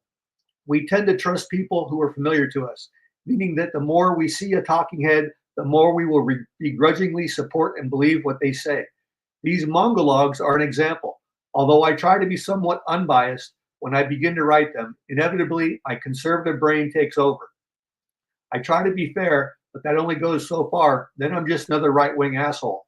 Hopefully, when you hear these monologues, it encourages you to do some independent investigation of your own. I interject a lot of opinion, and you know what they say about opinions. They're like assholes. Everyone has one. The cognitive fluency of a statement is essentially whether it tells a good, coherent story that is simple to imagine. If something feels smooth and easy to process, then our default is to expect things to be true. A slick presentation will instantly boost the cognitive fluency of a claim while raising its believability. Any rumor or any, I shouldn't be trying to read the screen while I'm doing this, so here with me. Any rumor or news story coming from people that you inherently trust, your friends, for example, increase the credibility of a claim and makes it appear more popular. The adverse of this is also true. If, for instance, you happen to distrust the FDA or the government agencies in general, then the thought of a cover-up or lies coming from those agencies fit neatly into your worldview. The concept itself is vivid and easy to picture. It has high cognitive fluency. I feel that I should end this with a disclaimer. Listening to this monologue without doing any independent research or verification may result in a sudden but misguided enlightenment, potential irreversible damage to your reputation if you happen to believe me and quote one of my statements to an audience and then discover that I was actually wrong. But that probably ain't going to happen. It also may instill an unstoppable motivation and deep desire to conquer the world. You have been warned. And that, my friends, is that. Whiskey improves with age, and I improve with whiskey. My name is Mongo. Whiskey goes in, wisdom comes out. I smoke cigars, and I know things. Mongo is out. Wow. Mongo, thank you again, man. That was another famous global Mongo log. You know, and I love the disclaimer, man. I do love that disclaimer. Getting on to Mondami for a minute. You know, I was watching business news the other day, and one of these analysts turned around and said, you know, jump into if you live in Texas, Florida, North Carolina, or any of the Midwest states, jump into real estate, because if he gets elected, there's going to be a major influx of individuals moving to those tax-free states. Yeah, absolutely. And I hate to say it, but I've been watching a lot of the analysts that are obviously predicting his victory because the other three candidates aren't going to drop out. So he's going to win. Yes. Yeah. That will, however, be a good thing for the conservative side of the spectrum, because I think that when they see what a shithole New York City becomes under what he's trying to do, that other people are going to go, you know what? I don't think we're ready for that. And they're going to vote the other way across the board around the country. I hope. Yeah, but you know what? The damage, it could be irreversible, because absolutely what's going to happen is you're going to lose. He's against the police department. He's against so much stuff. He's going to lose good police officers, good first responders out of New York. He's going to lose the tax base on all these big businesses that will move out of New York, and he will collapse it just like Detroit did when they lost the car industry. Oh, yeah. Nobody's going to be wanting to move in. They should be rebuilding New York after COVID, but they still have those same issues where restaurants, hotels are all trying to strive and make money, but giving away free stuff does not bring a tax base. That's just gonna bankrupt the city, and you're gonna have a demise. And you're gonna have what happens is crime goes up, and people move out, and you're gonna have boarded up storefronts. Well, isn't just that like Detroit. isn't that kind of like the Democratic Party? They give away Yeah. a lot of free, and that's why we have a problem, because we're enabling people to do better for themselves. Well, that's what Mongo just said. Yeah. People hear the word free, but it's not free. Somebody's got to pay for that. And maybe I've said this before, like growing up, I was, my parents were super Republican. I went to college. I'm like, oh, free spirit. I thought I was a Democrat and all these things because I was like free, all these things.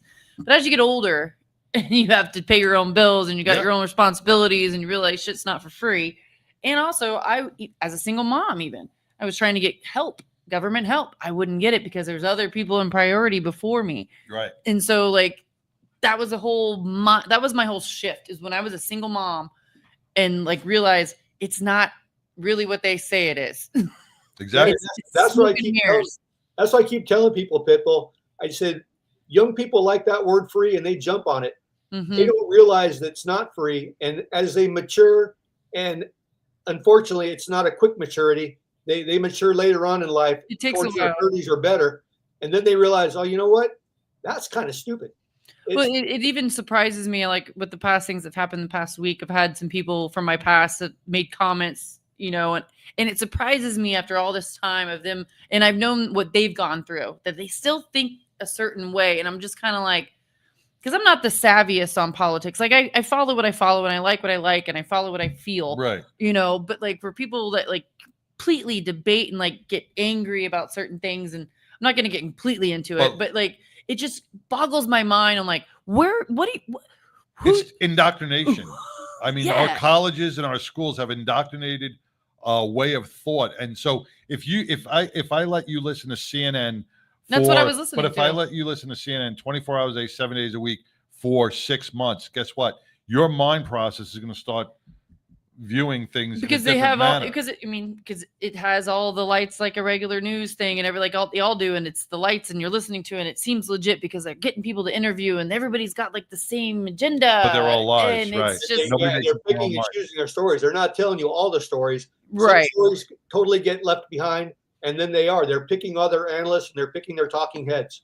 One thing, exactly. And I know this isn't completely on topic, but it kind of is, because Charlie said something, and it's a point that's in my mind.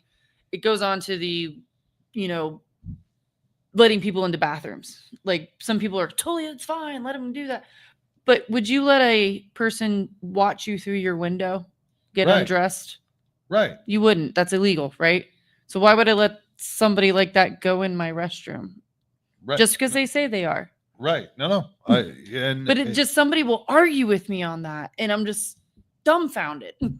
Well, and I know we're going to get off topic and we don't have too much time, but one thing I heard Charlie was talking about, because Charlie was, once again, he was against abortion, right? And people would fight and say the fetus is not a baby until it is born. But if a woman who's pregnant, no matter what, Gets a double. no matter what it is, if a woman is pregnant and she gets killed, that person gets charged with a double homicide. So that is a fetus. That is a human being at conception. If the law states that's a double homicide. And see, that was one of my things is growing up, because I'm a female. But they don't see that. And I'm not super religious. I'm pro-choice to a certain extent. I'm not pro-mass abortions. Right. There's no country ever that supports mass abortions. The only people that are worried about mass abortions are unemployed hookers fucking all day. Everybody else is worried about their mortgage, how they're going to put fucking food on their table, and all the other things. Nobody's worried about that.